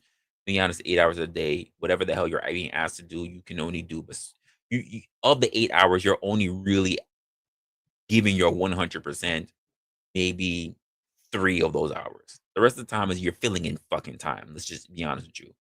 But also, the aspect of 100%. No one is 100% all of the time. The way how the corporate industry tries to set you up is that they want you should be looking at yourself as being better than you were yesterday. But let's be honest with you, the day, if let's just say the way how you are now, Christmas morning is not the same Christmas morning that you had last year.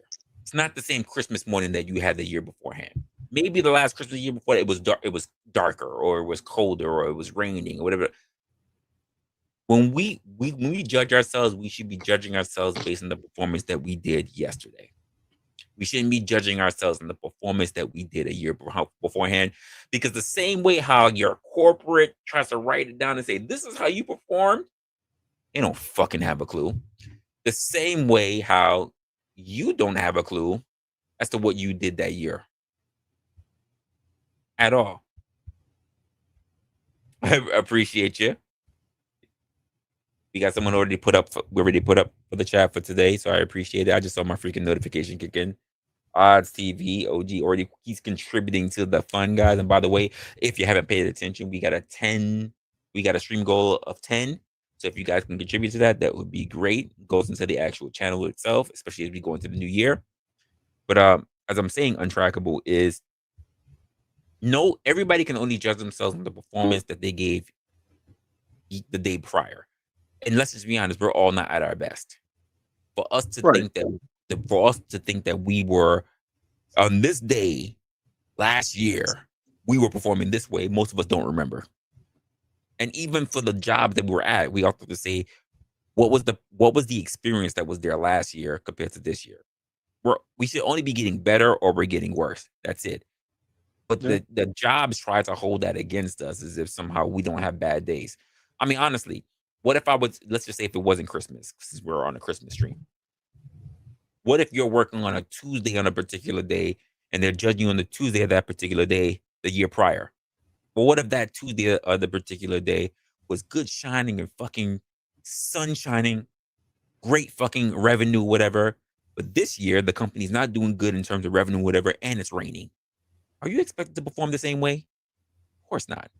Most people don't look at it that way. Have you ever heard of like the Farmer's Almanac as far as it's concerned with weather? No, I haven't.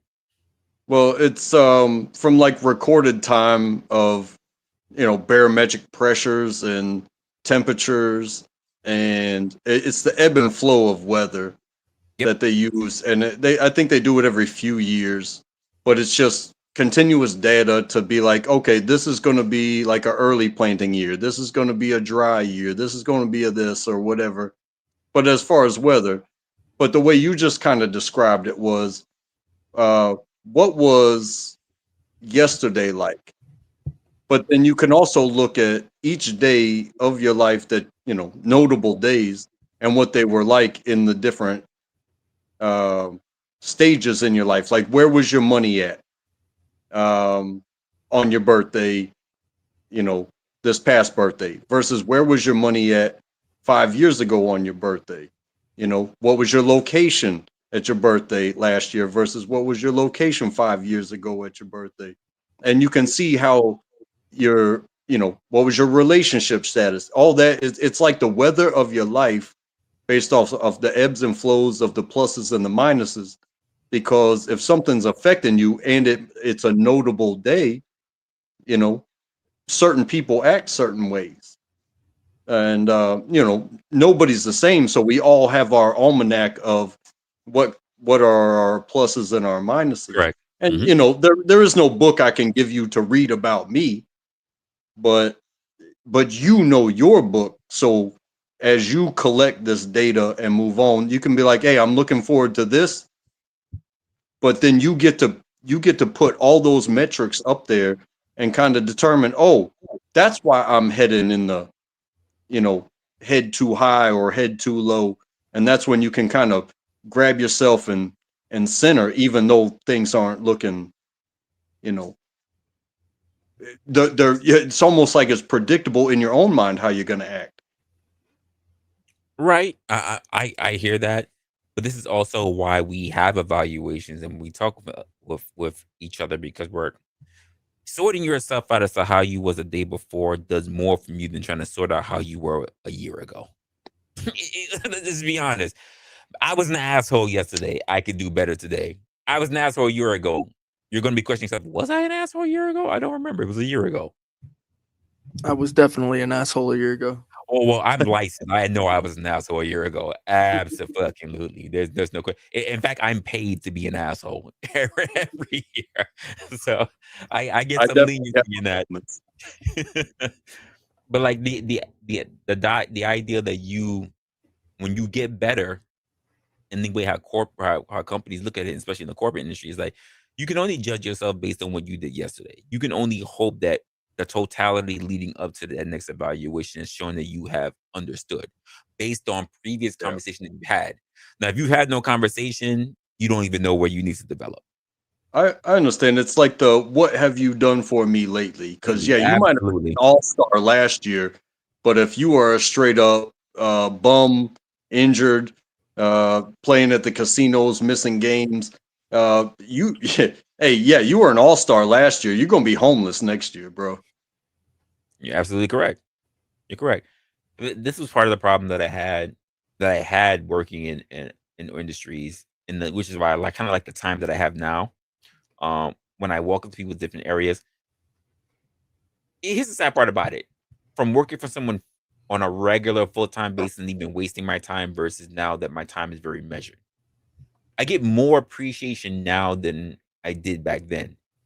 Because when it's time for me to go, when my time is, I feel like fucking Mary Poppins. Let me just look at it that way. Let's look at it that way. I come in, I do my job, and then I'm like, you know what? The contract is done. I did my time with you all. I gotta go. And they're like, no, I don't want to see you go.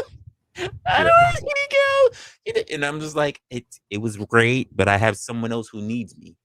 And I like it because there are people who even reach out to me. I'm like, what? Who's this? And I'm like, hey, how can I help you? And they're like, hey, I know you don't work for us anymore, but I just wonder if you can help me with this because you did it. And I'm just like, you can do this. You don't need me. I've given you all the tools that you need. I just need you to do one thing. Believe in yourself. You know, I love this, and I hate to name drop, but something that really format wise connected me with me when I started watching things. I've only been on YouTube for like 3 years, and that was just starting out, just getting on YouTube and watching videos. But the Joe Rogan thing. Okay. If Joe Rogan has somebody on and they can't connect, and or it becomes a riff, like, you know, a 30-minute conversation, okay, I had this person on, or an hour-long conversation, okay, I had this person on. But when it's either him or people that, you know, his buddies, or 2 or 3 of them, maybe even 4. But when things are popping and they can keep it moving, man, you might have a 4 or 5 hour long thing. So when it doesn't even matter what the topic is, it matters like, hey, does it feel fun us talking together? Because you could put a title to a video, but once it goes down that pipeline of stream of thought and you said this, and as long as it maintains even and respectful, it's fun. But when people just start screaming at each other, it's like, I'll weather this storm because I know there's something good on the other end. You know what I mean? That's what you provide. People love that entire dumpster fire, and I mean, sometimes it's weird when you're dealing with different companies. I just turn around and say, well, what is it that you're looking for at the end of the day? I don't think if you're just looking for another cog in the machine, that's cool. But if you want something a little bit more than that, that's what we need to come down to at the end of the day. Like, it's what you said was what have you done for me lately? What it's like for me, it's like, what do you need me for specifically? You know, yes. We need you to help in general, keep the machine going, keep the business strong. But when I speak to someone, especially for someone who is hiring me, this is what I can do for the business. But let's just be honest, when you hire me onto your team, without it being said, there's an unspoken rule. I do to ask them this: what do you want from me personally? Because I imagine if you're hiring me on, you also want something from me that's going to make you look good. Most people are afraid to ask that question. So let's just say, Untrackable, you hire me for a company, right? I'm going to tell you all the shit that I'm good at. I'm going to give you my references. We're going to get all the shit going on. And then if you decide that you really want me on, it's going to be a side conversation between you and me. This is what I plan to be bringing forth in the company. But what could I do to elevate you? What can I do to make your job easier? Because I'm building rapport. Because I'm also hoping that when you come up, because of the work that I have done to help get you in that position, that you'll remember me. That's a kind of side conversation that most people are uncomfortable having, and I don't know why. Yeah, I think I've heard somebody talk about something like that before, when it was negotiating, cost of work.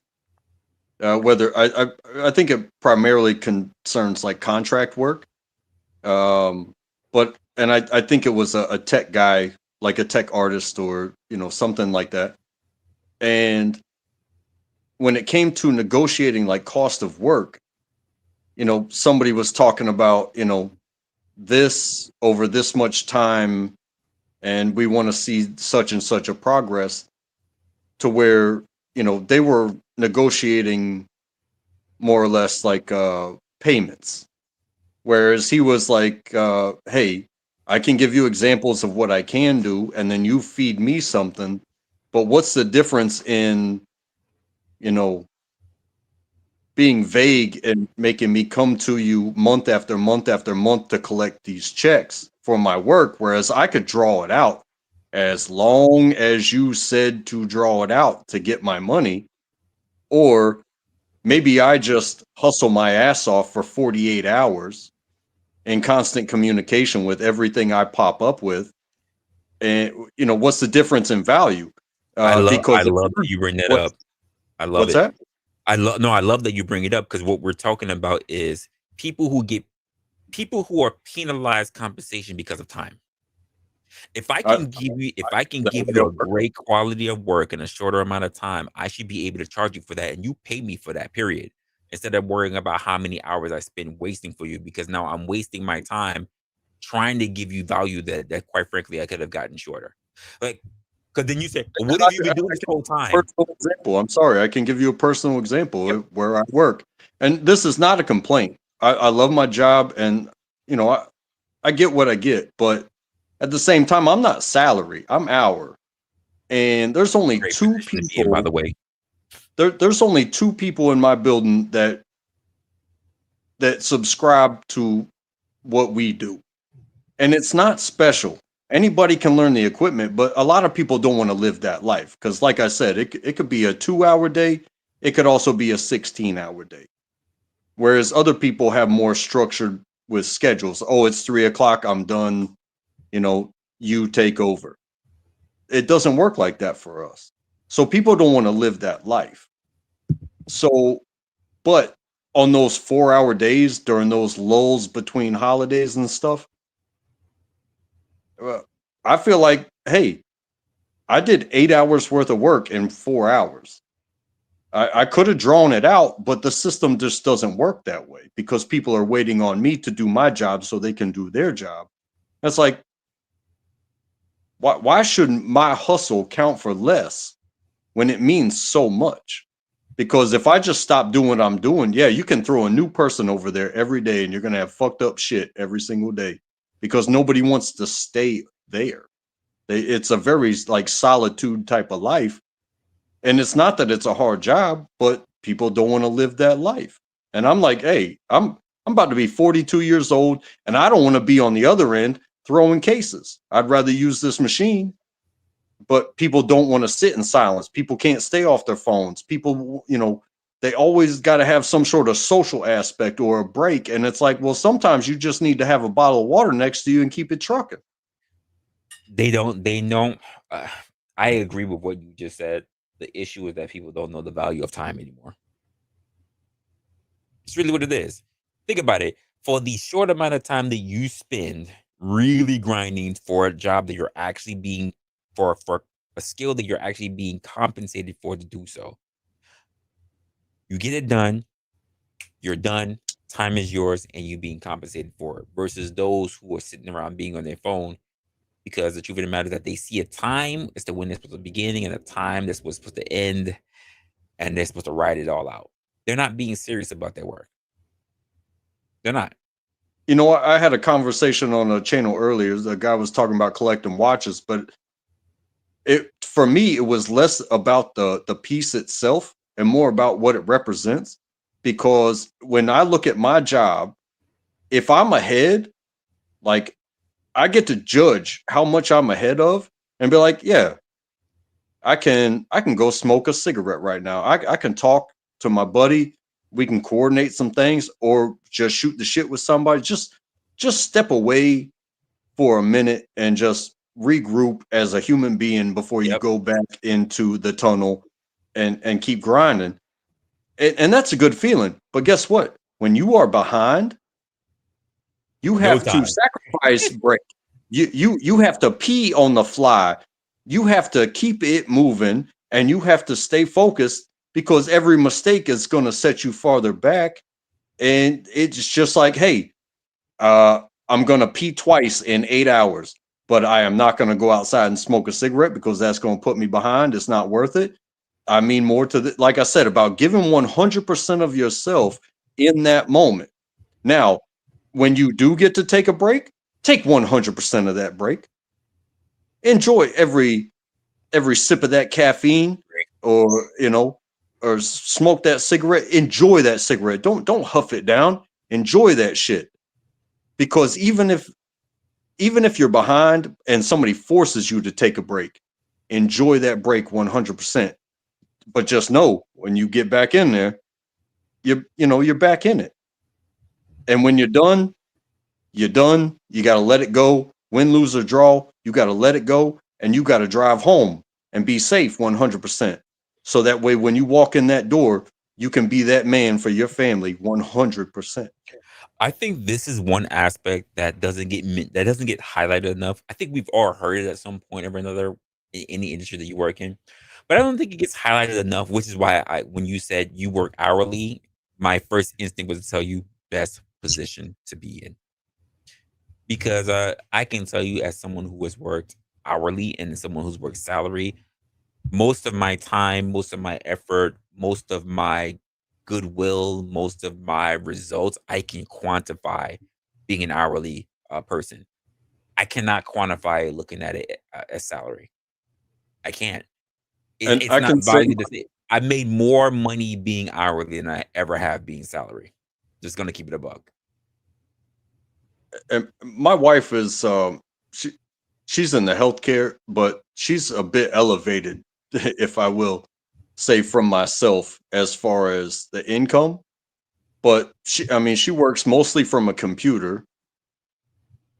But she puts in way more hours as a salaried person than she ever did as an hourly person. And even as an hourly person, because of the computer, she was doing things off the clock.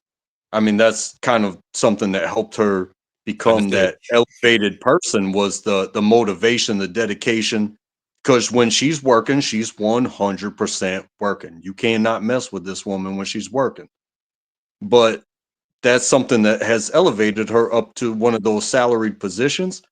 And now she's multi-state, and she actually has to go to multiple states. But then even when she comes home, man, I remember as a youngster when I was working over 100 hours a week.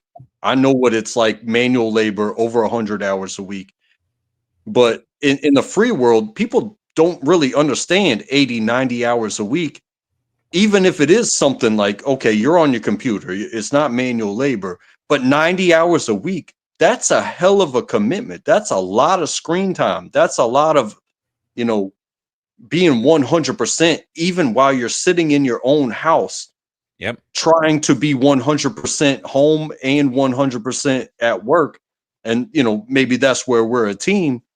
But at the same time, she's only, like you said, you can't be 100% all the time. If she's sitting at the dining room table on her computer and we're trying to get dinner together and get the girls' homework and everything's trying to shut down for the evening, yeah, she's working, but she's probably quantify that 75-80% because she is paying attention. She's part of it. She's just doing her thing.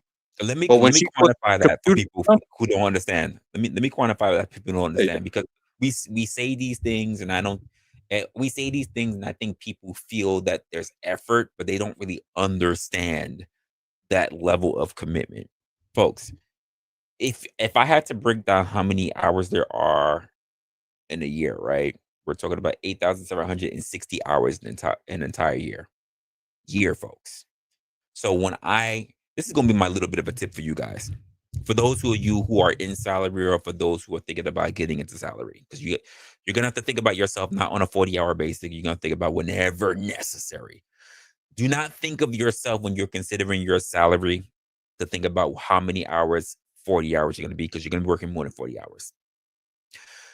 I would consider, when you're thinking about negotiating with your bosses, whatever, think about how much are you worth one single solitary hour, and then add that up as to how many hours there are in a week. This is going to be my free gift to you. This is a Christmas gift. And normally I only say this to people who are trying to get to particular positions.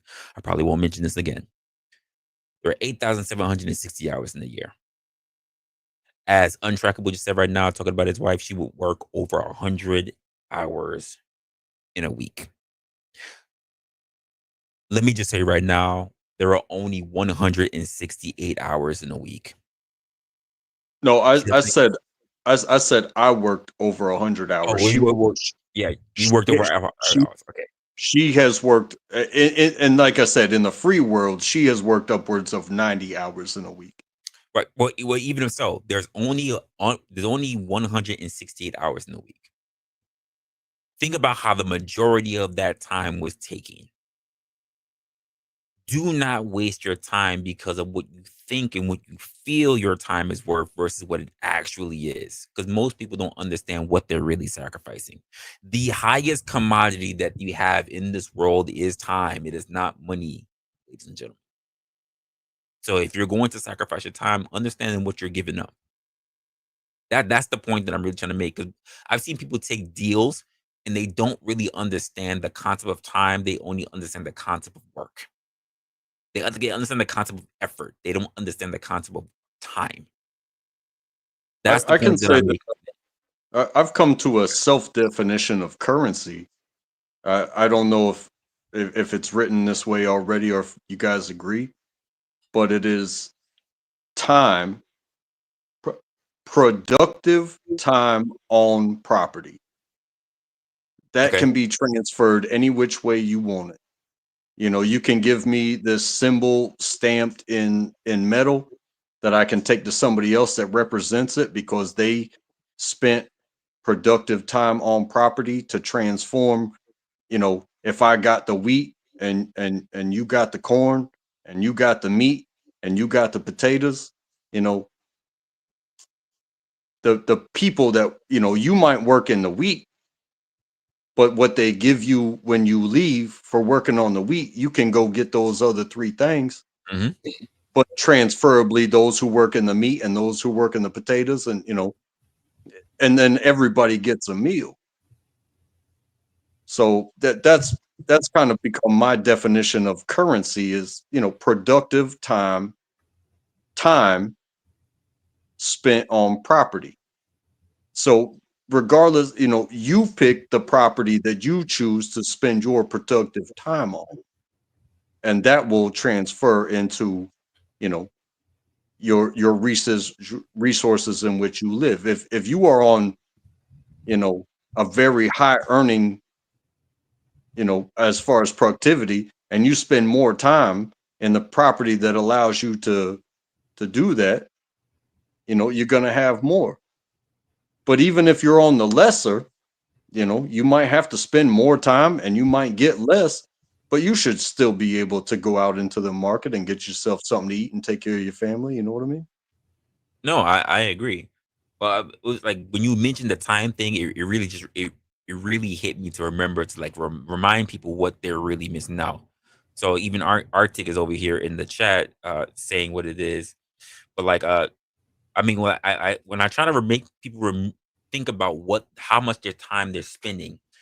That's why I said 8,760. That's just hours. But I also try to remember people like there are 365 days in the year, and you spend 260 of them actually working. If you don't take off your sick time, if you don't take off your vacation, that is the bulk of the whole year.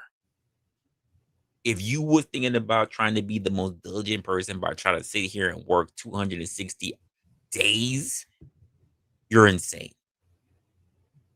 You should not be focused on spending the majority of your time for a company.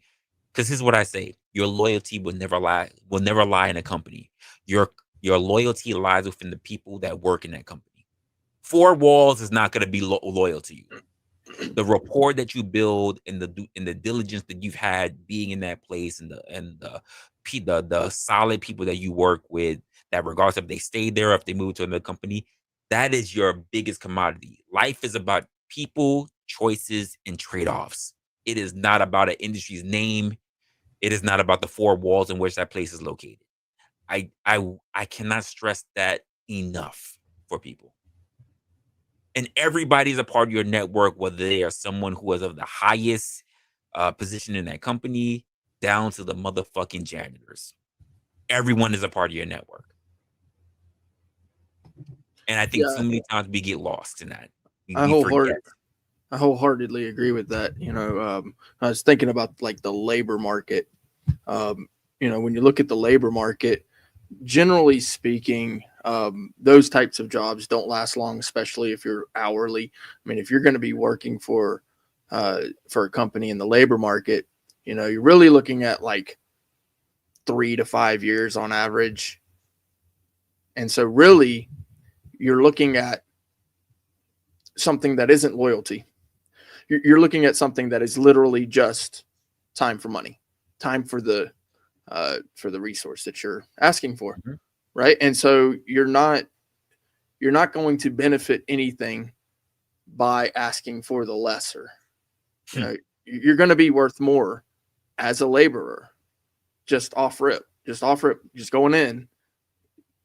But people go in believing, you know, especially young people believing that, you know, okay, I'm only worth minimum wage. Well, yeah, if you have absolutely no experience, maybe, but it should climb pretty quick, especially if you're interested in the experience.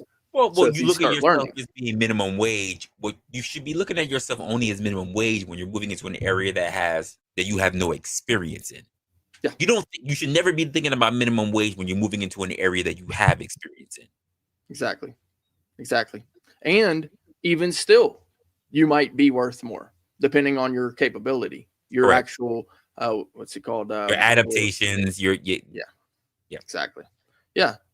So your time is going to be worth more, depending on your capabilities. So, you know, people, especially young people, go into the market, you know, believing that they can only do this or do that. Now there are instances of desperation, no doubt, right? Yeah. So you know, you get kids, you get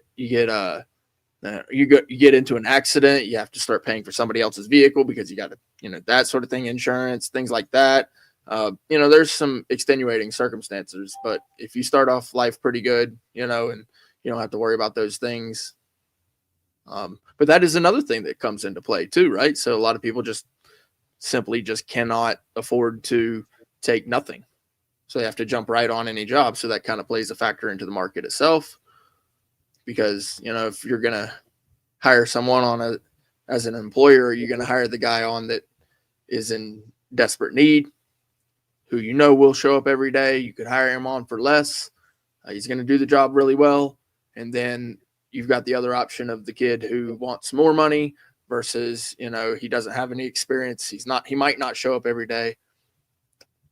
I mean, it's a tough choice. You know what's crazy? And I've done this. I've done this once. I can't say I'll ever do it again, but I've done this once. Mm-hmm. I've literally taken a pay cut for about $1.15, if I'm correct. No, maybe $1.17 to get to have allocated to another employee because I knew how well they were doing. I think they deserve it. Most people are not willing to. I've done that one time in my life. I don't think I'll ever do it again. Not too sure, but I've done that because I know how they bust their ass and that they were literally worth it. That person is still in my network today. That person still checks up on me to see how they were doing, to see how I'm doing. I have been in positions where people have turned around and said that they were pretty much demanding a raise for the things they've done, and they have never bothered me about a raise again simply because I learned what they like. I've had a guy that turned around, he was doing all this work, he was all this shit. He was definitely one of the best people that was on the team.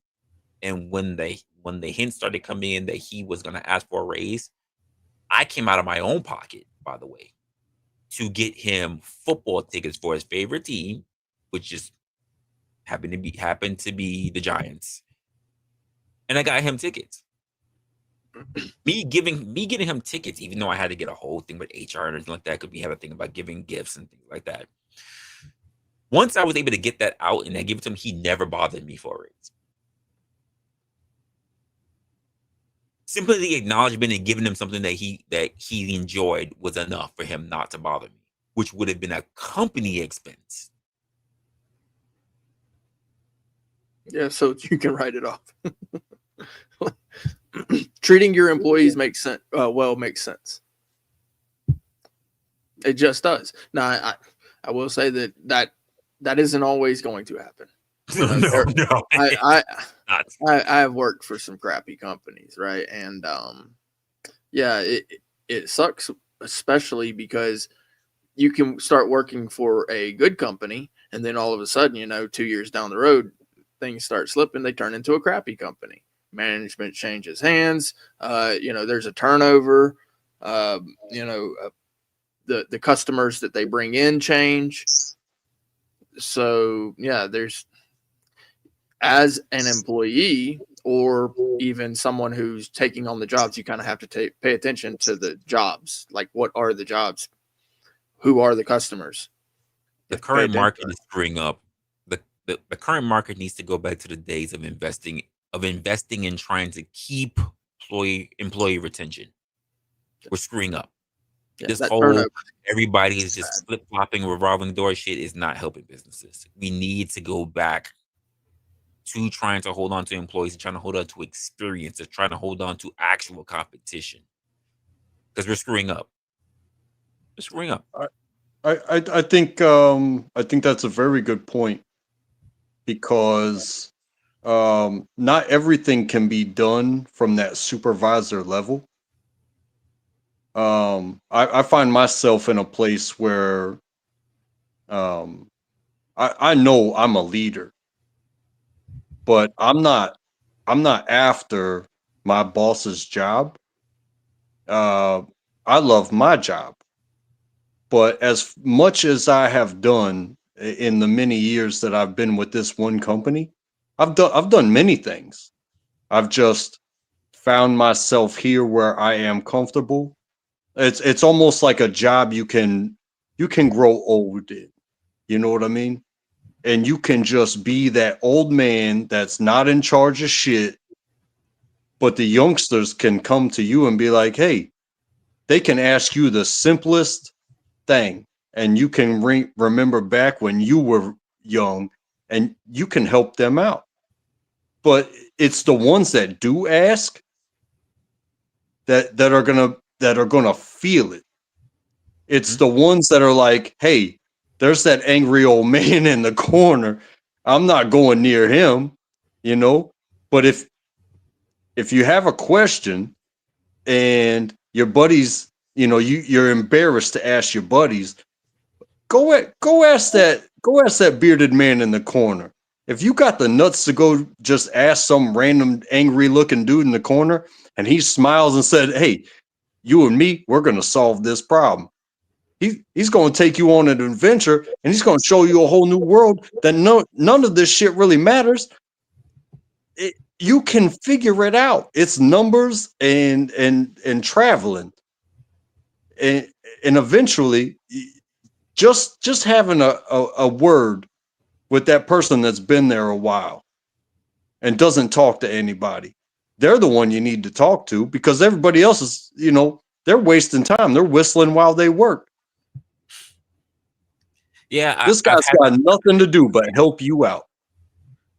I've had that both ways, and I would say that for the younger people who are looking for that information, who are looking for that help, there's a way in how you approach that person. Because I've had those same type of people who were knowledgeable or even threatened because of there are younger people coming in. I've had the older person once come to me and turn around and say, who do you think you're talking to? I've been at this job for so and so years. I was doing this while you were still in your daddy's nutsacks. I've been told that, and at the same time, my position was higher than theirs, and I'm just like, yeah, but because I say this also to people who've been in the job for too long in the same position, I'm like, but you stay too comfortable where you're at.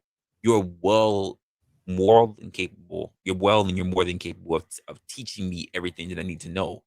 But you got comfortable and decided to be in a position where you have younger people like myself telling you what to do, when it should be the other way around. Yeah, there's a reason you're still in the position you're in. And I've had people who are like 27 years in the business, but they stayed in the same area. They've trained multiple people to tell them what to do. But then run across someone like me who comes in and in less than a year or two, turn around and go, why the fuck are you here? Oh, you know, this is what I'm good at. This is what, okay, cool. And then have a manager who's above me come to them, maybe in that, like in there after their performance evaluation, says, I want to offer you a position. Because sometimes here's the truth of the matter. Somebody like that, when you look at a company, when you look at a business, if you're good at what you do, they don't look to promote you. You're very good at what you do. I'm not looking to change that for you. Yeah. Even though you might be looking for that, and this is the problem that I have with some ladies that I train. You're looking for someone to come acknowledge you. They've seen what you do.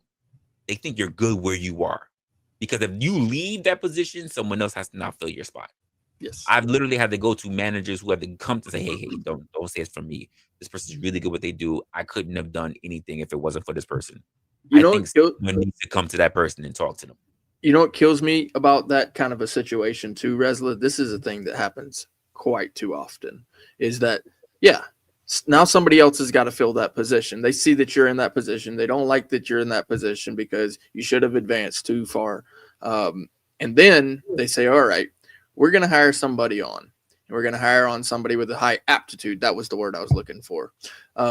Now, that guy with the high aptitude, we're going to tell him, look, this is your job. And it's going to be the exact same job as that guy. And then they're not going to tell that guy. And then eventually that guy gets fired. The promotion. Oh, no, he gets fired. You're right. You're training your replacement. Right. That's what typically happens. Training your replacement. And you don't even realize it. Right. That's what typically happens. And because I've seen that, this is why I try to teach. I try to get to people who are, first of all, I try to get to people who I'm training that's also teaching me things when I get onto a company. Because let's just be honest, they already had the same feeling. I come in, they're like, who the fuck is this motherfucker? Oh, and then they have to train me, and I can feel the animosity, but at the same time, they're doing what they got to do to make sure that they keep their job, right? And I go, you're really good at this. Like, why is it you're not above? Like, I should be learning from you, not like learning from you because you're in a better position, not because I'm going to be doing this job. Well, I love what I do. And I reach out to other people. I talk to HRs, and they go, well, this person's never really is it they're not interested? Is it because someone has not taken the time to really appreciate them and offer them an opportunity, to offer them a place under their wing to be set up and to be in a position to be that next person running up. And most of the time people go, well, they fluff, they bullshit, whatever. And I go, okay, I know what you mean. And I have that private conversation with them. If we did this, if I'm looking at your competency profile and we go through these steps, if you can prove that you do this throughout the year, we work our way there. Are you willing to do that? If you give me your half, I'll do you my half and making sure that I big you up the entire time. But you got to show me, because we're talking about a year thing. So I'm meeting you on quarters. Can you do this? Can you do this? Can you 4 quarters? If you can manage to get that done for me, I will big your fucking head up. And I will tell you, the majority of those people who have been in businesses for 13 years, for 17 years, for 27 years. I had a person who was been in the business for 27 years.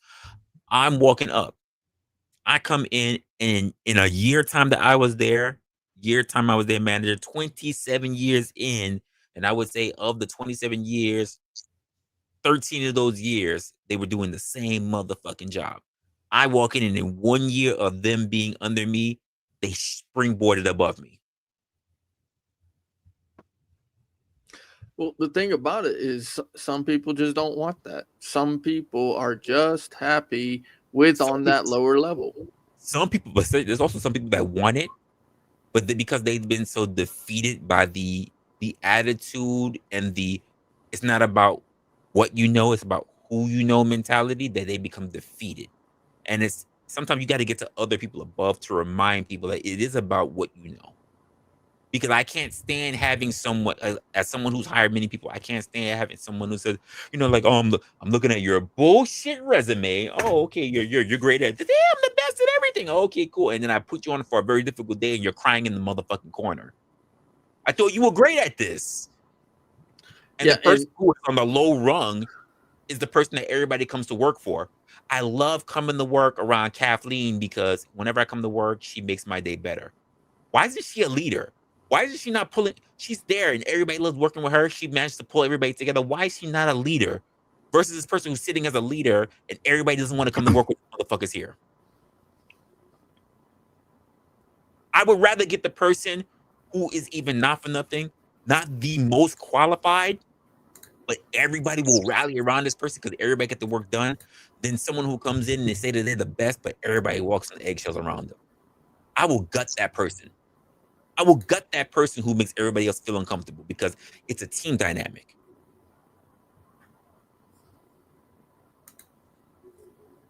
if you're a captain of a basketball team, you know what? This reminds me of the movie Any Given Sunday.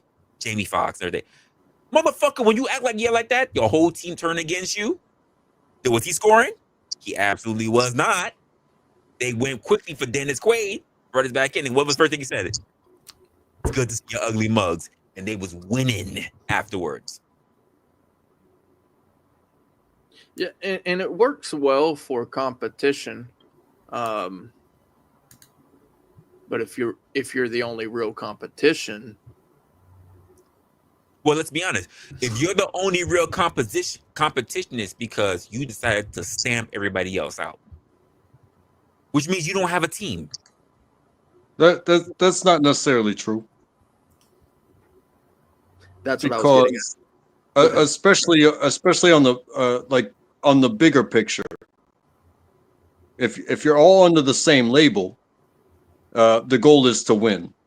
It doesn't matter if you're talking about what I do with pumping out beverages that wound up getting built upon by individuals case by case, and then put on trucks, and then the drivers got to drive them to where they got to drive, and then the merchandisers got to put them on the shelves. Let me ask you this question: Do you have an employee? Do you have like company parties or whatever, or company function where they turn around and they give you the employee of the year, or any incentives? Period. Incentives. Do you get those incentives where there's an acknowledgement of an employee of the year by doing employees of the month that make you qualify for employee of the year? I can say that yes, we do. If one person continuously was the only person getting employee of the year, does that really encourage other people to try to get employee of the year if that one person is the only person that keeps getting it consecutively? They definitely do sections of the month, but as far as one person being acknowledged for the year, as far as I know, I don't know your business, but for every business I know, we do employee of the month, which makes you qualified for employee of the year. Right, but there's in different types of companies like mine, there are so many sections and no one is more important than the other. So to just say you are the number one of the entire company, it's damn near impossible, man. No, this is a 100,000+ person company. It's $1 billion worldwide company. I hear you, and they still do it. And they be still like, do it. you the number one. There will always be a section that is more important than somebody else. I have seen sales. I have seen logistics. I have seen security. I have seen all these different people.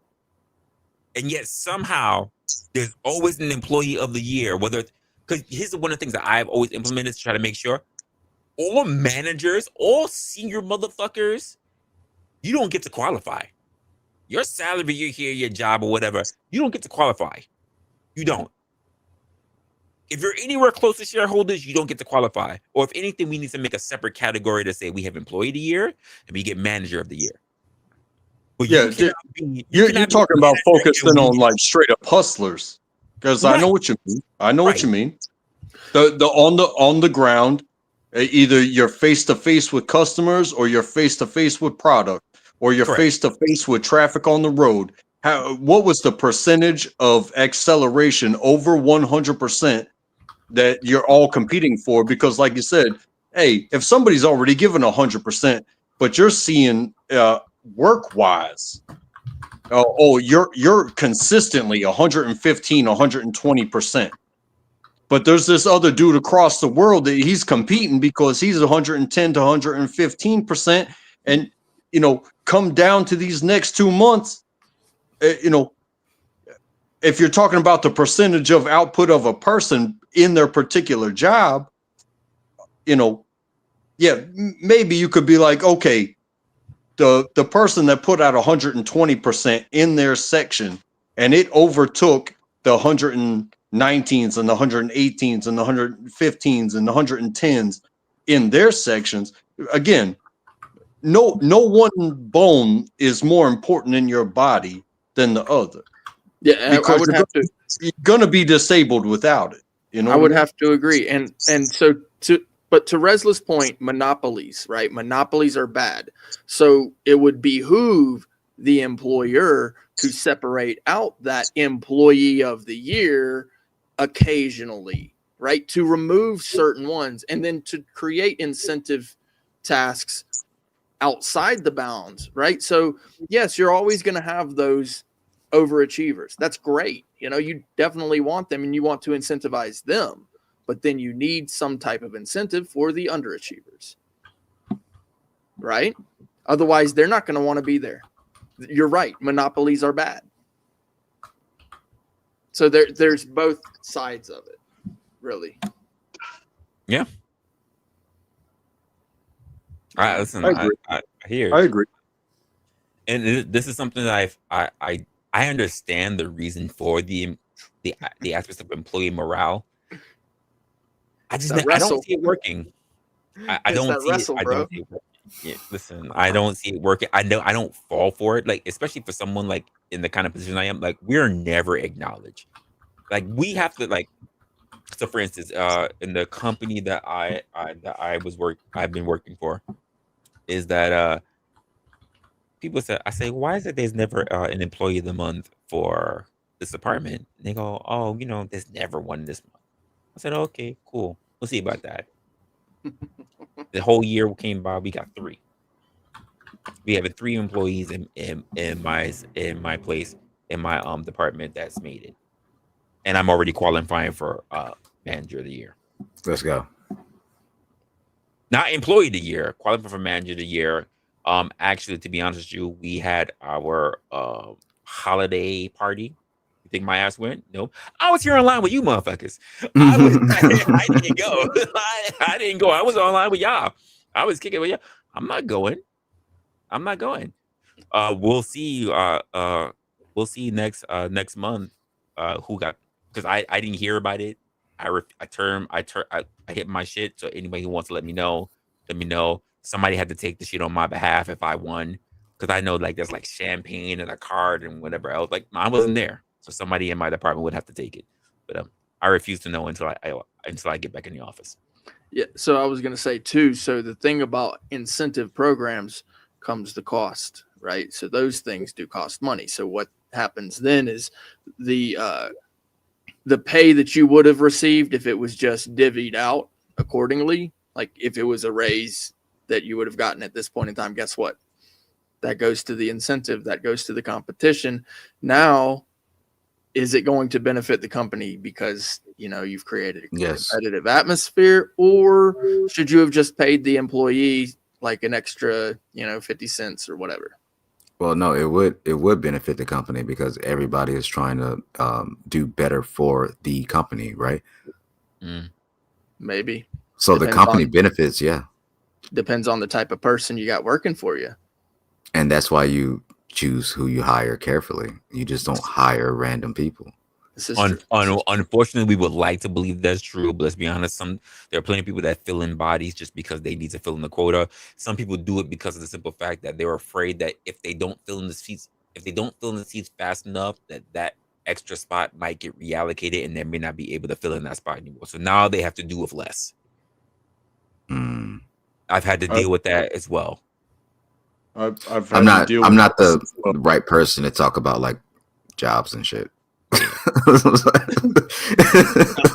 don't know shit. Unfortunately, a lot of people will take anybody just to make sure that they can keep a budget, because if you don't fill that in quick enough, they will take it from you. Yeah, it's a body. I feel like I missed out a lot in life, like not working. No, like I don't have that experience. Listen, I'm gonna tell you right now. On the bigger picture, like you said, if you don't meet the budget, they'll take it away from you. Yes, that's true. But at the same time, from where in the place that I see every day, when they're not bringing people in, it spreads the work. And spreading the work can cause good people to leave. Absolutely. Because they may not have been there even long enough to ask for a raise, but if nobody's coming in and we hit, a peak time, and you're just barely maybe in training or barely out of training, all of a sudden you've been bumped up to full speed, and there is nobody that's going to even be available to give you extended training. It's just go. And they're like, yeah, no, I'm not going to put up with this shit for this wage. But they're not in a position to renegotiate like a rookie wage. You know what I'm saying? Oh yeah, because they haven't been there long enough to like actually ask for it. Got you. Copy. And that's when a specialized long-term 40-year-old dude, about to be 42-year-old dude like me, damn, has to finish my stuff and then go put it out on the floor like I was back in the day. Because that's where I started. I've been there almost 10 years. I started when I was 32, but I felt like I was young when I was 32. You were. You know what I mean? But that's how it goes. It's like the people that have been there long enough and have been loyal to and have put their time in and, have taken jobs where you're not tossing cases, barehanded every day. When that influx of employees doesn't come in, when that budget gets cut and they're not taking as many people, and when the shit gets hard and the people that are there don't want to put up with the shit and they leave, that's when they start grabbing everybody that they feel like they can trust to go and fill in those spaces. And that's when the days get really hard. Like I just had a hard day at work just doing my job. On Monday, I put in 11 hours. And if I'd have had to get off and pick 200, 300, 400 cases, man, that'd have taken me another 4 hours because I've already worked an 11-hour day. I'm trying to get home. You're talking about the days before Christmas. But, I show up to do what I do 100% as much as they ask of me. And as soon as I walk in that door, I'm 100% there too. Is it the hours or is it the labor? It's a combination. Yeah. Okay. So I'm going to ask a spicy question and it's going to suck because I'm probably going to leave after this. Do you think that streaming is harder than a 9 to 5? It depends on your level of experience of media and what you're shooting for. Like the niches are different as well. It depends. So for streaming, let's be honest, streaming is different from say what I do. I would even say it's different from what you do compared to what I see other content creators who are like IRL streamers, like they're on all the time, every day. Oh, they just do whatever. I probably sit on the goddamn toilet being streamed. Like there's a difference between like when you're content creating, when you're making structured videos, or if you have an actual podcast or an actual podcast studio, it's different in terms of being online. Depends on what your niche is. Yeah, it does depend. Me driving and ordering shit online, or me unboxing shit, or me, I don't know, getting food at Checkers is way different from me having structured content about things that are important, or me having a podcast with a very special guest or a crew and we talk about particular things. It's so different. Yeah. And then you've got the difference within the 9 to 5 as well. Or you're talking about the difference of, pushing a pin versus, picking up a shovel, and then multiple cameras versus someone being on their phone. Are you climbing all the way up to the tippity top of a skyscraper, or are you just sweeping the floor? So 9 to 5 could mean various amount of things. Okay. I'll be honest with you. I did not think that when I started, I'll say from my perspective, I did not think that when I started this, it would be as much of a job as I thought it would. It's a job. It really is a job. It really is a job. I like it. For me to have to work for an actual employer and then do this, I'm like, I work way more hours than way more hours than I fucking figure. Way more hours into YouTube than you do like actual life, bro. It's crazy. It's crazy. Like, where do you find time to sleep? I've had I don't. I literally sleep on stream. I've had conversations with people in a back chat where I've fallen asleep on them in the back chat because I'm just out. I was literally asleep on Discord this morning. Like, I'm telling you, bro. On Christmas, like, bro, this shit takes over your life. Like, somebody in the chat said it's Todd's job. Damn it. Fuck Todd. He can have that for Christmas. Fuck that. I'm not even a content creator, but I was visiting a 24-hour stream as it was going earlier in the year. And man, it was a chill stream. It was a whatever happens. And I had a late night. I drank a bunch. Hey, it's probably still out there as recorded. It went just like this. Bro, you gotta we put our fucking it was like that for like 4 hours, and I woke up, I was still on stream. I shut off stream, I had to brush my teeth, go to work. I set up a stream last night, bro. I set up a stream last night because I was supposed to stream. I went downstairs for some fucking reason. I never made it back upstairs. Never made it back. Honestly, the easiest streams that the easiest stream I ever saw being done. And I'm the easiest stream that I ever saw being done is one lo-fi. You don't have to do shit. Just put on music. You walk the fuck away. And the second easiest stream, not for the Resto, you've done it. Going to sleep. That is the easiest fucking stream I ever saw in my life. Bro, no, it's not that easy, first of all, because I got to drag this big ass mattress into this room. I don't want to hear that because he could be in his ass. He could be sleeping there. He just hear the TTS. If he hears the TTS going in the back, he could be sleeping, picking his ass. He could do whatever. It don't even fucking matter. It don't even matter. Is that counted as ASMR? It does. But no, here's the thing. That shit is still hard, though. That shit is still hard. Pause. That shit's hard because, like, I'm sleeping, I'm waking up a little bit. I'm like, damn, what's going on? Let me check the TTS. Let me check the call. You know how many fucking text messages I got that night?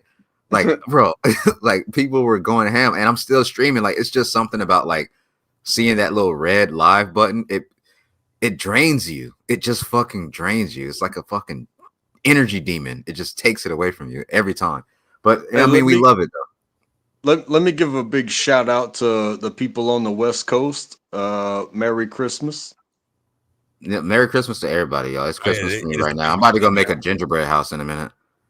Yeah, hey, I don't know if you've got the tradition, but we used to always do this is once it's done, like you do the gingerbread the day before Christmas, and then the day of Christmas, you smash it with a hammer.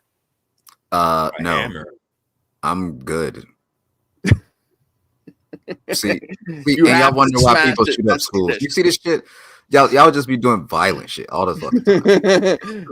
I'm not gonna lie, we do that with we a fucking grenade, fucking M80 to that shit, bro. That shit, fucking Christmas. It's just so awesome, bro. Like, it's just one of the best times ever. It's like you got the gingerbread house, you make it up all really nice. You got the little decorations around, and then you smash them. Yeah, and that's another thing about like streamers. Like, it's literally Christmas, and we're sitting here talking to our monitors, talking to our screens, like for y'all. Like, and wait, how have we not hit this fucking goal for Wrestler today? Y'all are sitting here watching this. Y'all pay for Netflix. Y'all pay for movies. That's a goddamn Resto. It's a fucking shame. I'm just saying, y'all pay for Netflix, y'all pay for movies, y'all pay for other entertainment. Isn't Wrestler up here entertaining? It's not that again. It got my guy OG up here. Like, we're both doing it for the most part, guys. You probably wouldn't even really see for the free skis. He's the one that came to me with the idea for the D.B.D. and he's been rocking it out. I say this all the time. I still say it now. Like, he has literally been the mastermind of D.B.D. A lot of the shit that you find, a lot of the content, it's really him. It's really him at the end of the day. Like, I understand that I have a lot of things that I got going on, but most of my time when we start talking about the D.B.D, even today, he's like, yo, you think we're good today? I was like, yeah, I ain't got shit to do. I'm not doing today. Wait, is this D.B.D right now? Yeah, we're D.B.D right now. Oh shit, I ain't even noticed. Salute. So also my Izzy flag is now 250. Resto, that's the plan though. See, when I can slide in and make it seem and just scheme right on into the opinion that is, so you don't even know. You know what I'm saying? I know I'm doing a good job. Yo, my Izzy flag is now 250.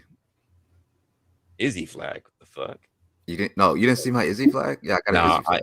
I haven't. I honestly, I've been busy the last 2 weeks trying to set up for the new season. Yeah, I got an Izzy flag, bro. It's 250. I don't even want to know what the flag is about. Oh no, you can see it right here. Hold on. It's in the back. Okay. I don't even know what it is. It looks like the American flag with Izzy on it.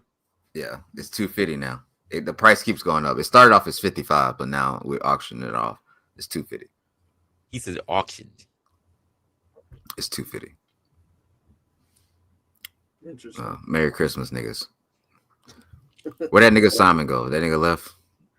Yeah, that nigga left. I know where he didn't. I know where he didn't go. He didn't go to the fucking mental hospital that his wife is chained up in. He probably passed out in the toilet with a dick in his hand. He didn't. Yeah. Shit started making sense. He ran away. He didn't go to his fucking kid's house because they don't want to see him. Damn. It's also 8 o'clock. You better back up. Yeah, I'm gonna stop talking about that man family. He brought my family up though. I ain't want to expose him. He brought my shit up first. I got you. I hear that. Stupid bitch. Listen, you know my shit. Like I don't care what people want to bicker and argue, but I got my 3 rules, and that's it. Now people like to forget what the rules are. And that's all. I never got a problem with people who want to sit there, who want to talk, who want to troll. So long as it sits on the discussion, or if you're gonna do that, by the way, I let people know you do what you're gonna do. Now it's a little different when OG and I are doing our thing. Yeah, because sometimes I want to say shit, and I go, wait, it's the D.B.D. I could just sit back and I can also ask and say, hey, OG, is this all right? And so he'd be like, man, let him cook, and I'm like, I hear you. Now I get to just fucking relax. That's my bad, OG. My bad, OG. I ain't know it was D.B.D. Oh no, you good? On the D.B.D, we let that shit rock. Oh yeah, that was my bad, bro. Fuck that nigga. Fuck Simon. Who else? Fuck GS. Who else? Fuck Speakeasy. Who else? Here we go.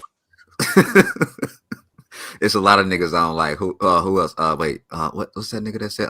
Oh yeah, fuck Rob Rax. That nigga in jail. Fuck you, nigga. Oh, and I got somebody that's going to your motel while you in jail to take all that shit, and I'm gonna have that shit on. Fuck you, bitch. Who else? Oh yeah, I'm gonna fly your bitch out too. Who else? Jesus fucking Christ. Bro, these niggas on YouTube, they just keep trying me, bro. I don't know why, bro. Over and over and over. I said this shit, bro. I said this shit on my last stream, bro. The definition of insanity is doing the same shit over and over and over again and expecting different results. So if you see niggas try me over and over and over again and they continue to fail, why the complete fuck do you try to do the shit over and over and over again? Folks, I'm officially gonna let you know this is the first year that I have been officially just running this whole thing through YouTube. Do not expect to see my black ass on the purge. Oh, you're not going to the purge? You're not going? I'm going. Whoever listen. Oh shit, it's tomorrow. Fuck, it's tomorrow. Yeah, I know. That's why I mentioned it. Whoever talks shit, clip it. Let me know. I am not getting on the fucking purge. I don't want to hear about it. I'm thinking about heading over there myself, bro. I can't wait for that fucking sound. Like, I ain't gonna lie. Like, I went through like the 7 stages of grief. I was like, I'm not doing it. I'm not doing it. If somebody mentioned my name, it is what it is. No, I'm not doing it. I'm doing it, bro. I got my Red Bull stacked up, bro. 72 hours straight. Let's go. I'm doing it all 3 days. You will not see Resla on the fucking purge. It's too much. I already know it's a big hit to what I'm doing. I'm not, you know. Yes, you don't need, you need to stay professional. I think I pushed myself into a corner where like I'm the guy that cusses people out. So like I think that I'm okay doing it. I'm okay doing it. I don't think that you could do it because like you don't want to be known as that. You know, it'll tarnish your shit. Like if I tell an old bitch to die slow, no one's gonna care, right? Sir, you already told old bitches to die slow. What are we talking about? I saw last year. Yeah. I'm just saying, like if I say that shit, no one's gonna care. No one's gonna care. Like if I tell somebody I'm literally gonna get a fucking open door Jeep and drag them by their hair on the concrete. Like no one's gonna care, right? If I tell them that I'll punt babies, no one cares, right? Hey, hold on. I'm not clicking that link. Hold on. You said an open door Jeep. Does that change the reaction of the being pulled by the hair on the concrete? Maybe not. They still gonna be ugly. It don't matter. I'm just saying, but I'm not. And no. I'll be there. Yeah. Let me go make this gingerbread house and be like a good family man before I start cussing people out on the purge. But I will thank OGDoDirty, of course. Thank you so much for the drop by discussions. I really appreciate them. I'll be listening. I just don't drop down and chat all the time because I'm contrary to proper belief, I'm a little bit shy. Resla, thank you, Dad. Resla is my dad. Fuck over here. No, we're a father-son duo on the YouTube streets. He's not mine. He's gonna keep denying it, but this is literally my dad. He's my biological father. I don't know why y'all think I'm joking. Y'all think I'm joking. He's literally my father. I'm sorry. No, not all Negroes look alike. Look, like he's making that up. He's making that up. Y'all think that this is a joke. This is not a joke. Absolutely not. Brick, I'm not sure how to feel about you right now. Tell that nigga GS I said fuck him the long way. I ain't got bro. What? Untrackable. I like you. Mama, I appreciate you. And I'm sorry that you had to hear me talk about it. Bro, you need to go smash some gingerbreads. How about that? Fuck GS. Bro, what's that got to do with me? Come on. Go smash some you be fucking with him, bro. Fuck GS, nigga. Nigga Doc is docs Izzy, bro. I don't fuck with that. No, fuck you. What's it got to do with me?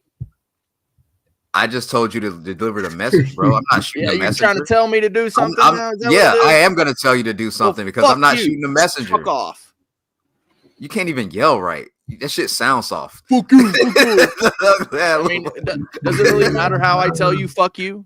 I could just say it does. Fuck you for say it like a man, not a toddler, nigga. Stop being a little bitch. Don't be a little bitch. How cold is it in your house when you gotta wear a hat? You look like my avatar for Timu. You look like a Timu Resto. Look at you. Gingerbread. All right. I'm gone. Salute. All right, man. Peace. I can't. All type of characters now. Crazy. And we're not even halfway to 100 yet, and this is the way how things go. I love it. As the D.B.D gets up there, I think it's gonna be awesome. Oh yeah. Ain't gonna do nothing but grow and get more fire than what it is. I'm waiting for that one day, OG, where I just get the info that says your stream has been clipped, and there's some fucking rowdy team or whatever that just want to turn around and talk a whole bunch of shit. And I'm just gonna be like, for fucking what? Oh, let's see what OG says. I'm waiting for it. I'm waiting on them. I'm waiting for it. Waiting on them. Believe me when I tell you, I am waiting on them. Listen, I get the information about clips, and then I'm just looking at it and I go, oh, that shit don't have nothing to do with the fuck I said. I'm good. Most of the time when I get clipped, it's really not about anything I really did or anything I really said. It's about somebody else. And I'm like, I'm good. Whatever. I'm good. Somebody else said something that they didn't like, and I'm just like, co. I think of the entire year, I've only had one guy really go out of his way to try to fuck with me. Just one person, which is cool with me. There's probably more out there I just haven't seen, but one guy really made himself vocal, and I'm just like, poor bastard. If they rise and then they fall, brother. That's what happens to all of them. And you know, that's the difference between people that are trying to either like clout chase or try to build themselves off of making somebody else look stupid versus your other guests that are here to be, what did we say before? 100% here. You know what I mean? Arctic Wolf. No, it wasn't Simon. That motherfucker's not even gonna get mentioned. I have not mentioned that guy. Not on my platform, at least. I mentioned other platforms, but I haven't mentioned him. So no, he's not gonna get no shine. He stays exactly where he needs to be. Anonymous. Anonymous. Unheard of. So really, I just came up because I figure, come by and say happy holidays and that sort of things. Close of a new year, or close of the year. New Year's coming in, and really the ultimate thing is to try to drive to do something better. Of course, when I came in, it was some wilding going on. Simon was Resto was like and then we got into a good conversation about the job market and all that. So I really appreciate that because it's something that I've observed. That there's definitely a problem, not just the labor, the management, the different aspects of it, but I feel like something needs to happen in regards to that. Those are individual choices that people within the job market actually have to make that choice. The employers and the employees, it's up to them, right? So that's an individual choice. But like I said, I just wanted to come up and say happy holidays. So I stayed here a little bit longer and that sort of thing. And I'm really glad I did because it was still a good conversation. But I am going to go ahead and head out too, because I am getting to that point of need to get some sleep. So it was good to see you guys. Track, good to see you. Rez, OGDoDirty. Hi, Brick. Yeah. All right, man. If I don't see you by the end of the new year, salute. Take care of yourself, brother. Yeah, man. Take care, man. See you around. OG, I'm taking a look at that thing that you said right there. It ain't quite the same, but it's still look pretty damn decent. Not gonna lie. Sick of everybody. I knew you was gonna say that. Hey, listen. I'll say it as someone who likes food. I like it. You know what? I'm gonna do. Let's look at that. Let's look at that real quick. Yeah, salute the dirty folks, man. I was over there doing went over there and celebrated a little bit of that Christmas Eve with them. Talking about him and Angry Snowman and the American Man and the boys over there. So we was chopping it up, and this came across, and I was like, "Oh, this is like, oh girl, we watched another day." No, she ain't quite Kaya, but let's see. Playing Fortnite with her boyfriend. They're like, oh, this old funky bitch playing Fortnite. Look at this. They hate to see you happy, bro. All right, she's doing something out there, but ain't quite the same. She doing something. She doing something. Check the oil. Okay. She got some shit work. Hey. This nigga crazy. Hey. Let's go. Okay. She braids. Okay, let's go. Got some onion cuts. Oh, damn. God. Okay. All right. Shit. Yeah, she brought the yams. And she got the yams. All right. Shit. She going hard on them onions too. Hey. She sure does. She had that mean mugging face. Hey. Hey. Me mugging face. Me mugging face. Still shit. What she got going on this video? Damn, they paused the video. Come on now. Yeah, they paused it. Because we was talking about it. Let the shit play, god damn it. It's like, yeah, your balls stink, but I'm gonna lick them anyway. Got the olive. Oh, damn. Okay, all right. Wait a minute. Okay. Oh, damn. She played. Oh, that looks pretty good. I'm not going front. That looks pretty damn good. That look pretty fucking good. I'm not going to lie. Let's go a little bit. Let's take a look. I love my cooking, folks. I like it especially when I can see a woman do some pretty good cooking. That's some passion right there. Yeah, I love cooking. When I listen, and you know what's more, you know what? If you want to talk about foreplay, guys, a woman that can cook, that's foreplay for me. I'm someone who's always in the kitchen, so when a woman is able to actually do her thing, I'm like, ooh, because he's not for nothing, ladies. Y'all ain't, a lot of y'all not doing enough of it. Y'all not. And that's just me being biased because, quite frankly, every time I'm in a relationship, I'm the one that winds up doing the cooking. I really don't. No, I'm just saying after she mixes all this stuff together, you know, put it in the oven for about 30 minutes. You got plenty of time, bro. You got the beef. Oh, you eating good. You got the port wine. Oh man, she made a good stew. Oh my goodness. Oh, listen, that's pretty good. She got the asparagus. That wasn't so bad. That wasn't bad. Like I said, it wasn't no cooking with Kaya. But it wasn't bad. She still got the yams for sure. For sure. Just saying. Right decorations. That's all that matters. Food, presentation, still up there. Yeah, you ain't lying about that. Australian? That's what you said? Maybe. Yeah, I did some culinary competitions. I was a support element, but at the same time, to see these people with this passion, especially when they're put on the clock like those TV shows. Oh, well, you gonna get like 5-10 minutes to get your dish out? Woo! I mean, it's more than that. It's more like 2 hours, but you got to create 4 identical plates for 4 judges, and these, you know, the food business has high ranking judges, just like any business does. These people are world renowned, come from different countries, but you know, they judge you based off of like that, you know, the synchronicity and of your time. You know, were you doing this or were you waiting? Because if you're ever waiting during a cooking competition, you're wasting time. You could be doing something more.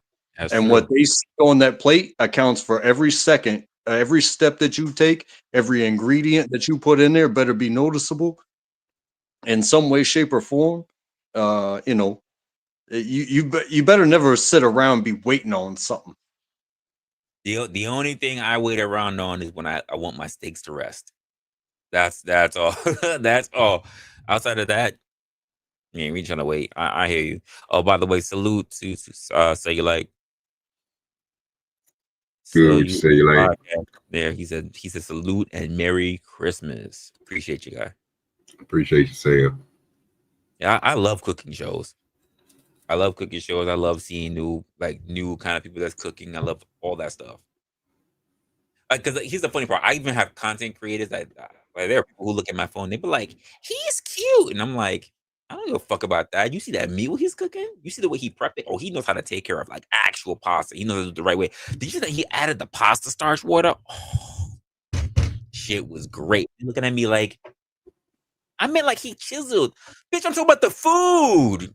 God damn, that food look fire. Yeah. It's like nothing. Like some of y'all sound like y'all would eat rotten lettuce and garbage if the guy looks good. I care about the food. Shit. My Instagram be looking crazy with all the food that's be up there. You kidding me? Yep. Hey, and I'm telling you, if you spent like one day, I mean, it's a multi-day competition, but if you spent one day and you looked at 2 or 3 of these things, it'd be like, you know, that's a $200 plate that's being judged right there. Like if you were to go out to a restaurant and think that you're going to get what these guys just did in such a short, like a mystery basket and go. So they you know, they got to look and see what, you know, what they have at hand, you know, as far as their utensils and their cooking elements. They got to judge that. They got to judge that mystery basket. They got to create a menu, and then they have to start getting to work with all the prep that might come with it. They got to go to the, you know, the community cabinet to see what somebody else hasn't grabbed already. Yep. You know, some of that shit's first come, first serve. And you got 2 hours to make 4 people think, that, hey, are you going to be number one in this competition? Or are they just going to say, hey, this is shit. It's not even cooked. It looks like a 2-year-old drew it, And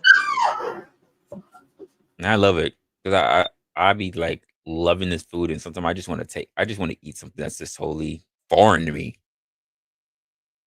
Well, hey, like I said too, my part was mostly support. So when we were doing our practice and our training and all that, getting ready for the competition, and it was a week-long competition, but that means that there was like 2.5 months of getting together as a team, drawing plans, and then designing menus and practicing those menus. Man, at the time I was doing dishes just because we needed them to be repeated and repeated and repeated. So I was doing the dishes, but they were sending back food that they had practiced to make 4 plates. And it's still good. And there was not 4 judges to eat those plates. Yeah, so I'm getting filet mignon, I'm getting soufflés, I'm getting the getting. I ate more practice than those judges will ever understand. Yeah, still good, but they weren't considered to be perfect. And yeah, I get it. I wound up being the number 1 judge because they would look at me and be like, hey, you're the only one that tried it. We just looked at it. And I was like, with a face full of food, I'm just giving.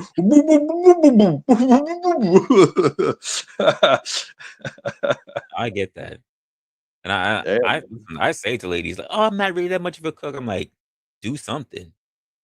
Do something. Because if I'm tired or whatever, you need to get better at it. Oh, I'm not so great. You don't get good, you don't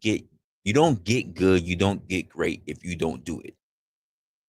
Yeah. This idea that you think you're gonna do something one time and it's gonna be great isn't it. You gotta do something consistently enough in order to get really good at it. Yeah. I mean, I've run an omelet grill with like 40 omelets on it. And when somebody says, hey, I'll take mine, and it's in the middle, it's like, nah, bro, I'm not giving you a raw egg right now.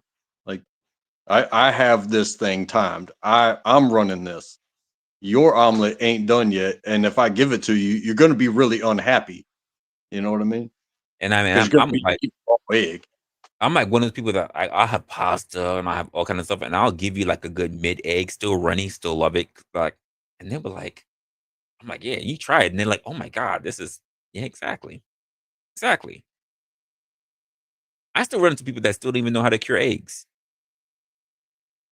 I have eggs that are marinating in the fridge right now. Love it. That's because I like ramen.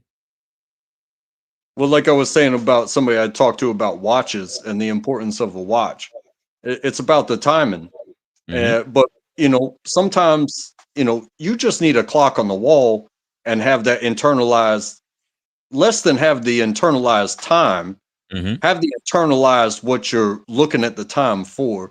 So when you drop down some chicken in the deep fat fryer, it's less about, hey, how long has it been down there? And it's more important of what did I drop and when did I drop it? Because that's correct. I can still do this and let it go this much more, or I need to stop doing this because it's at that time, and by the time I get over there, it'll be that much more. And I planned on being early in the first place, so that way I can check on it. And then you got the perfect chicken. Hanky, this is where we slacking though. Let's just be honest. You can't make a sandwich. You can only put a sandwich together. If she's not making that bread, if she's not actually cooking the beef, if she's not actually curating to make the fucking cheese or whatever, she's not making a sandwich. She's just simply putting one together. Let's be honest. She bought a bunch of shit. Hey, it's like Legos. That's not making a dish. That's not making a dish. A lot of guys get really confused with bitch make me a sandwich. That's not cooking. That's not a meal. It's not even it can't be good, but it's basically leftovers between bread, you know what I mean? That's a fact. You might as well get a chick that can cook because she can easily put a sandwich together.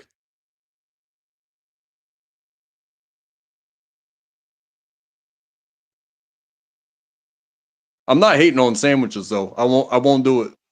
I am. I'm hating on sandwiches because I think because here's the truth of the matter: sandwiches are lazy. Hey, they're still good. It depends on what you do to it, Rez. Good or not, a sandwich is lazy. Nothing beats a hot meal. What if it's a hot sandwich, like a panini? No. Come on. Oh, come on now. What if it's got what if it's got a what do you call it? Like the fried egg. And she actually grilled the turkey before she put it in the middle of the panini and put a fried egg on, put some actually cut the avocado and then put it in the panini. Now we're talking. But let's be honest, when most guys talk about making me a sandwich, they're not talking about that. Bologna, cheese, and mayonnaise. Yeah, I got exactly you. What the fuck we're talking about? And that's not a Legos. Yeah, it's Legos. Exactly. I want you to think, hey, fry the bologna and put the egg and put a different type of cheese on there. Put 3 different types of cheeses on there. You know, grill that bitch. I want the scallions laid out. I want to see actual brisket. I want to see I want a real sandwich. That's not what most of these guys like. Come on now, that's not what they're aiming for. Well, like I said, I mean, you could take. Now, I understand what you're saying with the brisket and whatnot, but if you got to do with what you're working with, and you get bologna and cheese, at least turn it into a grilled bologna and cheese. You know what I'm saying? That's what you see. What you said, what you're working with. If what you're working with is just a grilled bologna and cheese, already tell you the statute of your fucking refrigerator, which means you got nothing in it. Well, that could still be between both of y'all, but the effort, if you're going to work for that bologna and cheese, and she's going to be there to make it for you, and you expect her to make you a sandwich. Put it out because you want to use the bathroom. Say what? No, I was talking to you. Oh. You got this puppy over here. My fault. I forgot to mute. For me, I'm not eating bologna. I mean, I'm not too good for bologna. No, I'm traumatized. I don't want to go back to bologna. I mean, I'd rather I'm okay with just bacon on a sandwich. I can do bacon because I'm a sucker for bacon. I can understand, like, you know, I've honestly never tried Spam. But Spam is apparently a delicacy in like Hawaii. I don't fucking know why. But at the same time, Spam to me is just like a chunk of bologna that you slice and you know, do whatever to. I don't know. I'm okay with bologna. I'm okay with all your common sausages, if you will. But, you know, there is something for like you said about brisket and about barbacoa. Or how about just a chick? When I say I want like a chicken sandwich, I mean like chicken cutlet. I'm not talking about just like some weird chicken slices from fucking the bodega or whatever. I'm talking about some real fucking food. No, I understand what you mean. Like, don't go buy the packet, the plastic packet that you peel open and it's sliced and it comes from places like that. I don't want produce. I don't. Like, even if you just buy like just a turkey or like a chicken breast, just one chicken breast, you slice that up. I mean, that's 2 sandwiches easy.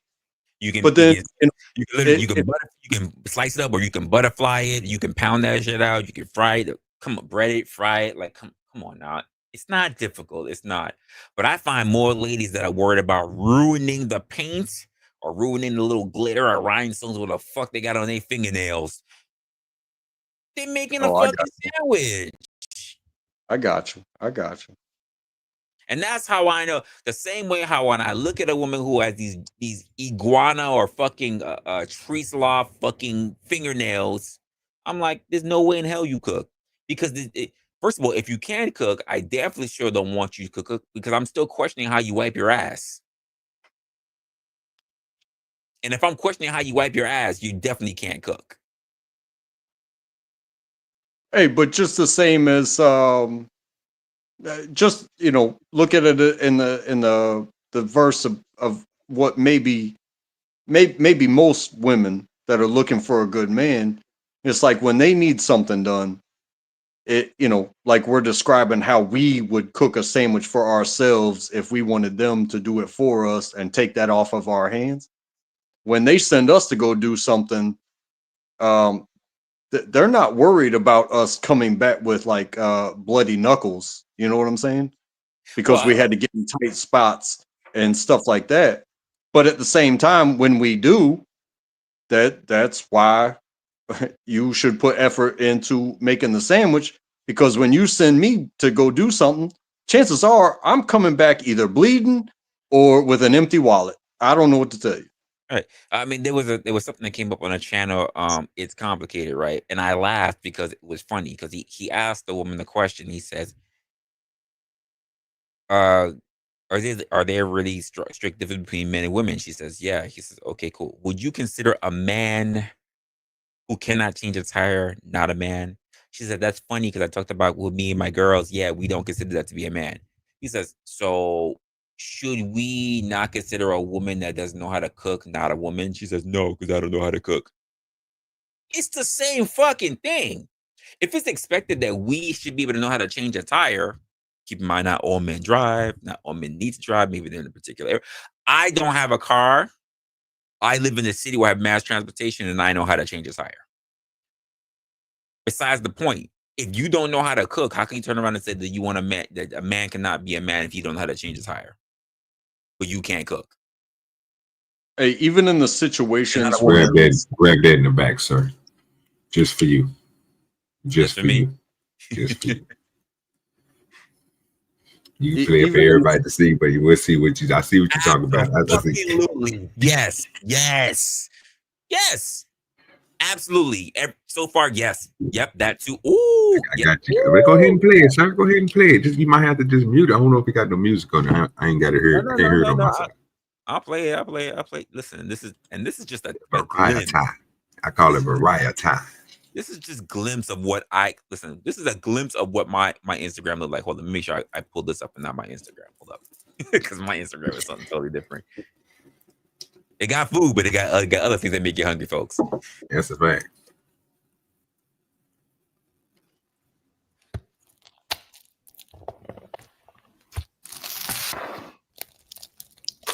Yeah.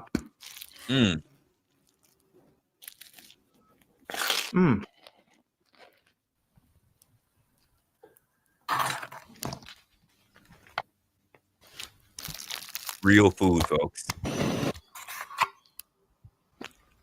This is me. Yeah, that's crazy. Hey, that chicken sandwich, that fish sandwich looking pretty good though with the tartar sauce. That's me, folks. If I'm putting something together, I put it together from fucking scratch. That's good eating right there. That's all I'm saying. That's me. Can't go wrong with no sandwich. I do that. Me and whoever's around. Hey, you want something to eat? You want a sandwich? They're like, yeah. Because they know when I say a sandwich, it's going to be good. When I say, you want ramen? Oh, yeah, I'll take ramen because they know it's going to be in there. They know I got my marinated egg. They know I'm going to have the scallion. They know I'm going to have everything. They know it's not going to be some regular throw in the fucking water ramen. That's not the way I do things because I want real food. The most instantaneous thing you will have up there are the actual noodles just because I'm not making noodles from scratch. Outside of that, everything else you're gonna get. And that's just me. I like food, and most of all, I like the authentic. When I stop eating hot sauce and everything, when I really appreciate the taste of food.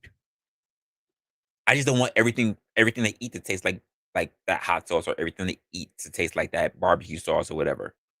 When I really appreciated the actual taste of how something's supposed to taste, well, actually something tastes good, a really good steak, I would not dare desecrate it by adding steak sauce. Or anything else. Not gonna do it. It's great the way it is. Because what I'm being told, can you give me some steak sauce? You don't really want to eat the steak. You just like to taste the steak sauce. You're not actually used to good food. It's funny.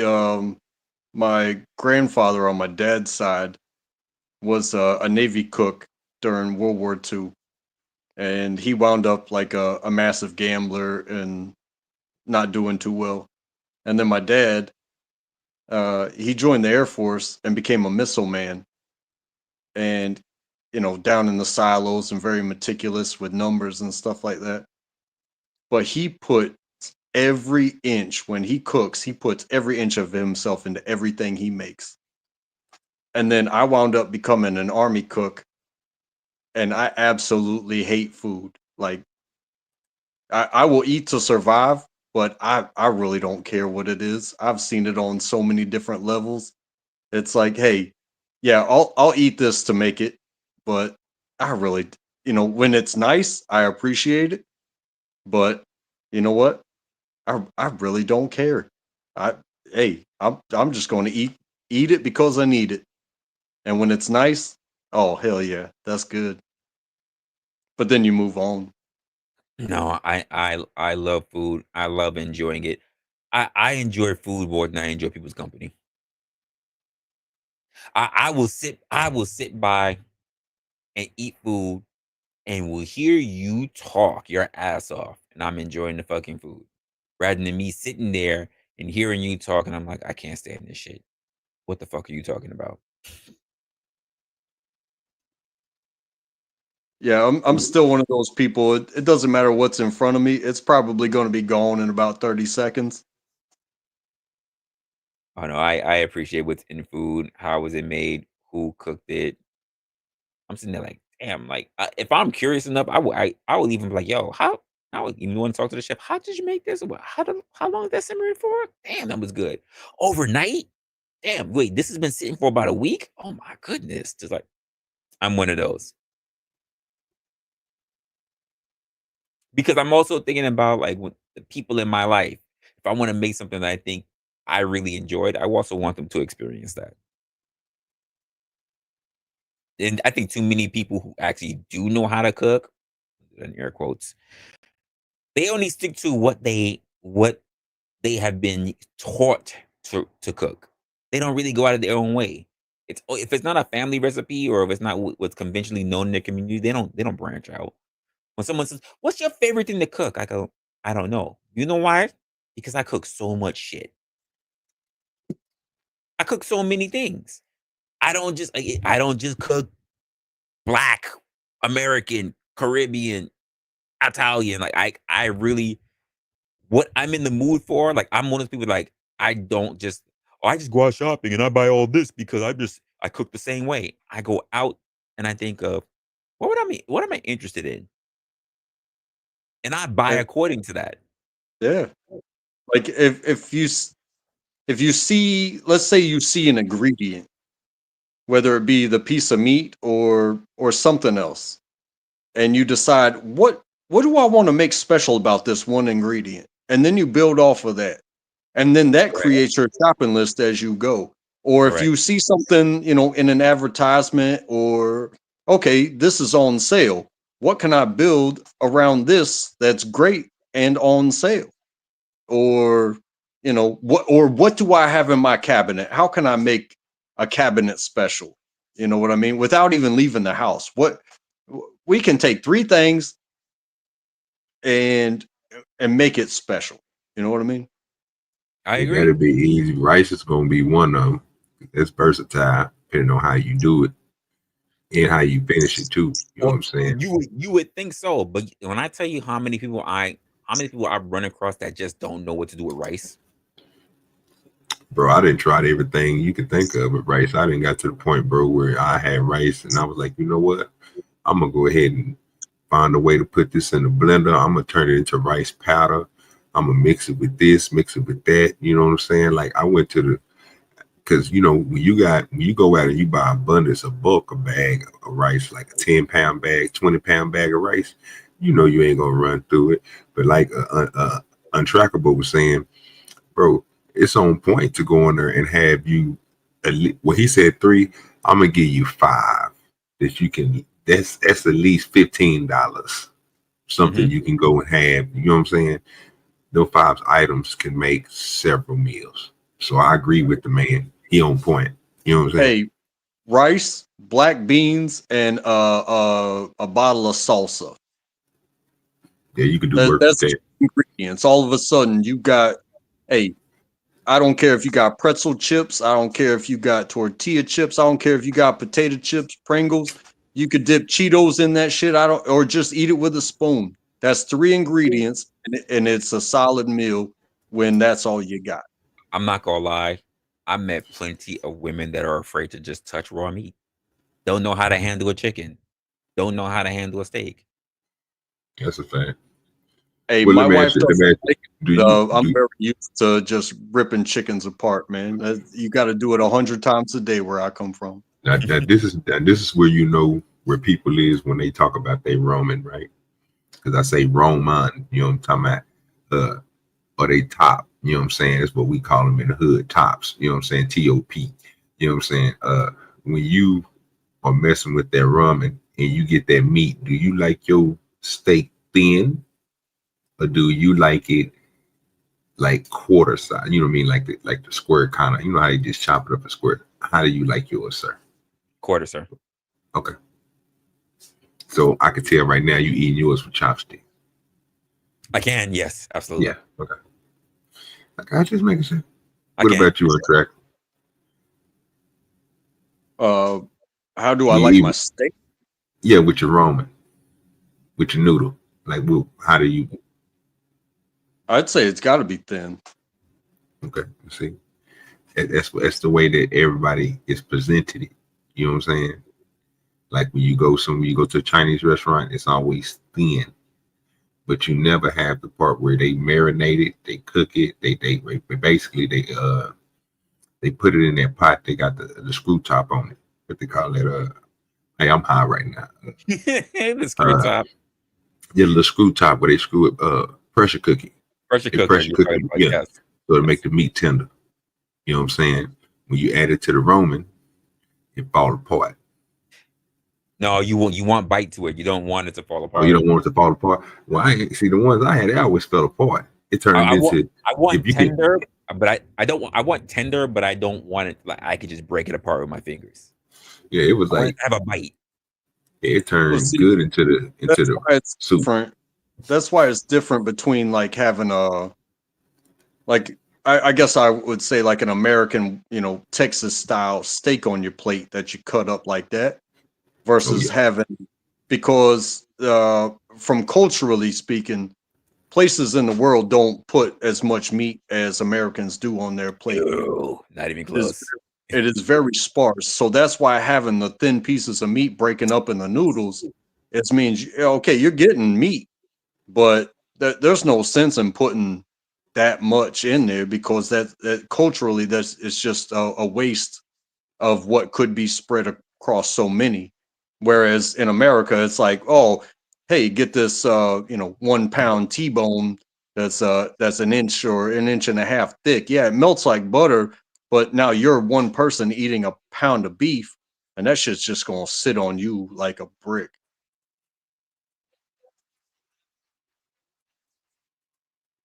Yeah, I get that. I get it. We're used to eating large portions. I mean, I guess that's one of the reasons why I kind of broke away from it, because I can eat if you sit in front of me, but it's like I've also got my brain kind of turned off where I'm just like, nope, stop eating. Nope, I'm still I can still hungry and I can still eat, but I need to stop eating. Make myself cut back on my portions too.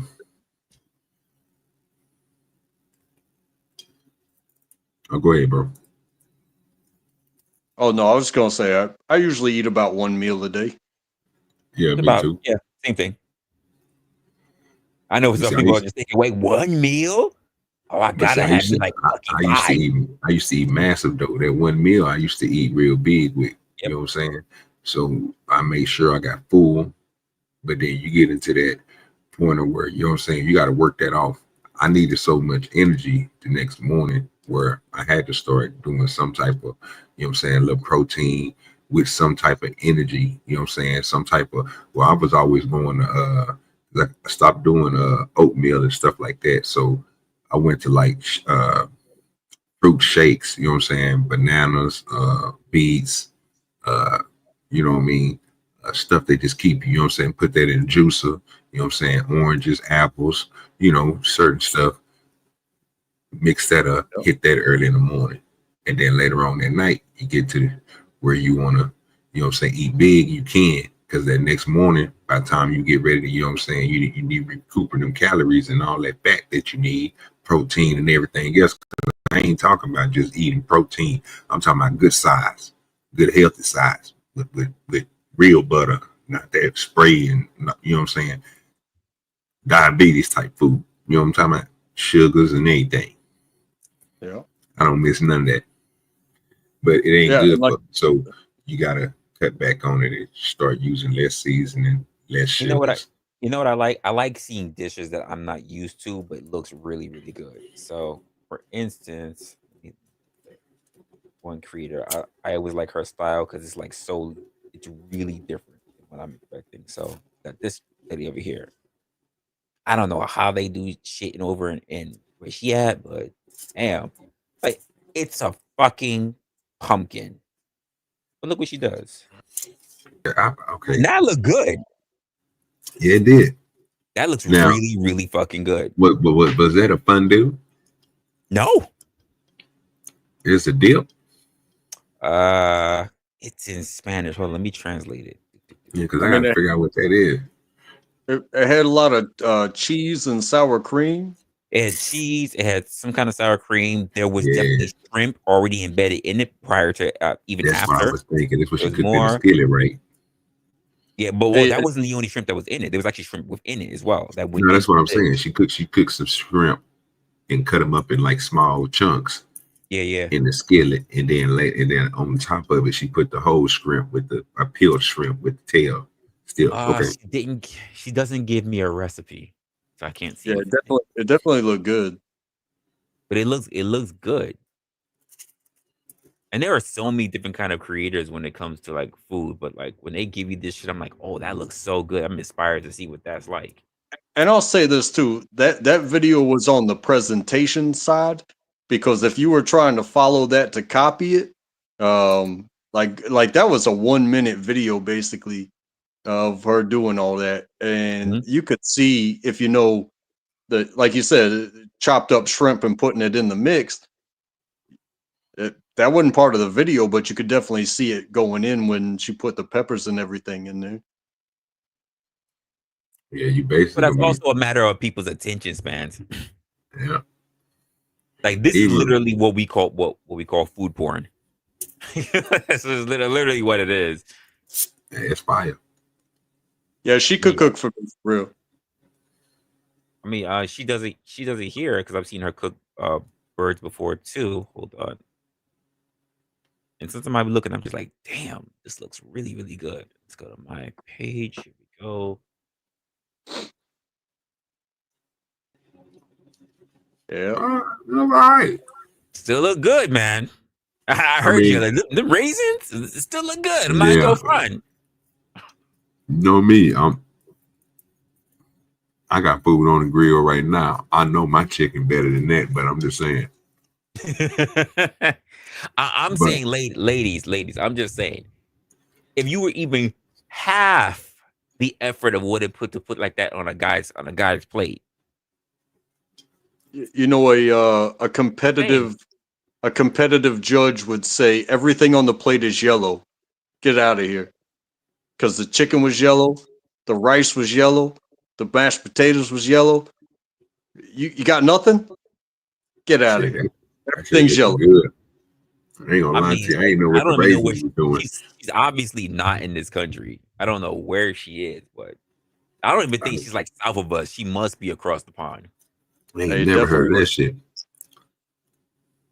I'm sitting over here thinking, have I ever had raisins in my dressing? There was raisins in the salad, wasn't it? Nah, that wasn't even like, well, was it a salad? Because there was like, she had like some cabbage thing going on. Yeah. Like a coleslaw or some shit. What was that, Mama? It was carrot salad. Yeah, there you go. And you put raisins in carrot salad. I knew it. Look good. I would try it out That's for what I'm sure. gonna tell Tom. Somebody was gonna make a carrot salad and forgot the carrots and made potato salad and put raisins in it. That's what happened. Look fan-fucking-tastic. I'm not even gonna lie. Look good. I tell you what is good to put in dressing. Well, actually, I call it now. I see him right now. So here's one where the girls were. I was talking to one of the girls who were at my job, and she looked at it. She's like, "Oh my god!" And I was like, "Yeah, that fucking food looked fire." And she was like, "No, I'm looking at him. Oh, where's a good one? He be doing some wild shit. Hold up. Where's that guy that we watched that night talking about food porn? Hold up. I think he's gonna do it. Oh no, he's not here. God damn it. Let's see. I'm trying to find one. Cause he's got so much food, and I think he does a lot of stuff. I'm trying to find a really good dish. But he also does things to like hype up what he's all right. I'm just gonna pick one. Let me just pick one, and then we'll know from there. Boom. I'll pick that one. Why is he out of line? Nigga deep fried a flour, nigga. Yo, and they'll eat it. Out of line, bro. And they'll eat it. So he gives his stuff. It's got chili oil, like how you made the chili oil and everything. But he's got very suggestive comments because most of the women are not looking for. Oh, I ain't know about it. It's the video. It's the reality. He be doing a lot. He does a lot of shit like that. Hey, pause that real quick, brother. Hold on real quick. I think he ain't dying. He ain't doing no different than what your girl Kyra was doing. That is the same. A lot of shit like that, and I be dying. I'm like, yo, what? Like me and my girl would sit here and be like, why? Why did he do that? Why? And we'd be just laughing. Like, I'm like, that look good. And then we would watch me just like, why the fuck? Why? But it'd be funny as hell. And then we read the comments and we're just like, yo, I can't. He does a lot of like, listen, the food look good. I know he definitely in the style, he's definitely professionally trained. But I'm like, the shit that he suggests, like, I get why he gets the subscribers. Hey, look, he be having so many fucking people comment. And let's just be honest, we know who the majority of those people are. That's a fact. The shit that he be doing be fucking funny. Like, hold up, like, I think I might have seen this one before. I might have. It's been a while since I've been on this guy's page. I wonder why he's not really in my algorithm. He's a bow bun. Now what we doing? So I'm how you doing, Mel? Merry Christmas. I'm gonna tell you something. The boy videos is on point, but he just do a little bit too much into it. The only problem I got is why he hit it with the flint name when he could have just hit it on the you know what I'm saying, griddle or the stove, you know what I'm talking about, on the pan. It would have came out. I would have been rocking with him then, but yeah, he got some colorful dishes. What you think? What y'all think about it? I know, G, but the food does look good. He leaves the recipes. Like, there's nothing I like. Well, not saying nothing. There's a few things he put up there. I'm just like, I'll try it. Like, I don't think I would ever try the cake sprinkles thing. What's the cake sprinkles? Oh yeah, donut. Yeah. Oh, that was done. Oh shit! Wait a minute. Yeah, it's fried chicken. I thought that was the that ain't look that bad. I'm not gonna lie. It ain't look that bad. Well, I'm gonna tell you something, bro. Anytime that you take the bun off of a burger and add a donut to it, it's fire. He got the donut shit here too on a burger. I fuck the egg, but yeah, everything else be good. He got something going on right here. Now, I have had the burger with the egg and it's good, but I'm just saying, just if you want to try a burger with a donut, let's get you a regular cheeseburger and cut the donut in half. You know what I'm saying? Grill a little bit on that side that you cut. Merry Christmas, Mel. Hey, Mel. Yeah, Merry Christmas. Yeah, this is a little sneak peek to what some of the things that you might catch in my Instagram. I love food. I love this. What's this? Damn, you look familiar. I think I went to college with you. We ain't have a class together? I mean, You dumplings. sure? Okay, them dumplings look pretty damn We good. sure Though. I do fuck got with some chemistry dumplings. now. Damn, you look familiar. I think I Hey, went he to came college. back from them dumplings though, bro. Them Them dumplings look mushrooms good. too, nigga. I fuck with Yeah, that. man. Now he would have had like some pulled pork and mushrooms and some onions in them dumplings. Oh, You never know. some caramel onions. Oh yeah, I would have been fucking with it. Oh, I went through a That's whole. my I type of didn't shit even right see all there. the Now. new shit he's got going on. Oh, he got some pasta here like that. Yeah, I know that's what they do with it, and that's my shit. I be talking about. You don't get food up off of it. You be like, man, that shit be good in the bit, but you be like, ain't no meat in it. Yeah, you'll be wanting more, but you'll have to pay a shit ton of money for it. Now, I wish I could just cook, just to cook and have the presentation and do all that. Like, I would love it. But that's why I like channels like this that, like, even though I know it's expensive shit, I can take a look to see what the recipe is and do my best to try to make it. Like, that's why I like to spend a lot of my time. Hey guys, I'm gonna say goodnight. Thanks for having me. You guys are awesome. I'll see you again, Wrestler and everybody. Appreciate all right, brother. You take it easy. Appreciate you coming through. Yeah, we better get ready to close it out anyway, so we can go ahead and migrate on to other people's pages and things like that and say our Merry Christmases and things. I know Glenn is on. I don't know if anybody else is on over here on our side, but I know he on right now. So let me see who is on. He was on right now. Because I got this food sitting in front of me and I'm hungry. Yeah, I'm about to figure out what I'm gonna eat now. Like plenty of times, that's what most of my Instagram is about. So most of the time, if I'm not looking at food, I'm trying to pay attention to content. And I just like, I be doing things. I just look at the side. I'm like, damn, that looks good. Like, and I just go back. That's my guilty pleasure. Oh, listen, OG knows, Mama knows, food and like camping stuff, especially if camping stuff comes with food. That's my thing. That's my vices. I love it. Just a little bit into the mind of what I get through. Oh, he's doing a whole Christmas stream through. Oh no, he started it's called a Christmas Eve marathon. He's already been on for a little bit. Oof. Good. Yeah, I might pop over there. I see some dude was over there earlier, so I might have Oh no, he's still over there. Oh yeah, I'm gonna have to pop over there and see what they doing for a little bit and check them on that. So is that what you want to do right now? Yeah. If you want to redirect everybody his way, man, that'd be All right, give me a moment here. Cool. We're gonna set this up for the redirect. Here we go. All right, we're good. We're good on the redirect.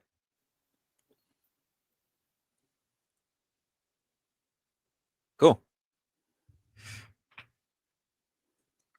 All right, Mama, just hang on in there with us. You already know. Guys, I hope you appreciate the stream. Mama. Hope you guys appreciate the stream as we go into the Christmas day. Hopefully you guys are actually doing good. I know you guys are gonna go out today, or some of you might be going out today to spend time with family and friends or to see what's going on with your own family members. Me personally, I do hope that you have a great day today, regardless of where you are, how you're doing things. For me, I think later tonight, being that we have Christmas Day coming in, but later tonight, I might actually do a stream because I don't think I feel like doing one for tomorrow. I'll just be honest with you. So I think I might do one later tonight, in the late night. So it probably won't be around my 6 regular time, but it'll probably be much later than that because I want to spend time with family as well. So we can do that. Do you have anything going on, OG? No, man. What I'm gonna do is I'm gonna come on over to your page and I'm gonna hang out over there with y'all and we're gonna get it in. Sounds good. Outside of that, it looks like Glenn Lawrence has an actual stream going on. So if anything, we're going to redirect to Glenn's show, and you guys be able to, of course, show your support. If you guys are interested in what's going on over there in Glenn, we'll have to figure out because he's got a Christmas Eve marathon stream that he has up there. And of course, when you get over there, do us a favor. Tell him that OG and Wrestler sent you. That's a fact.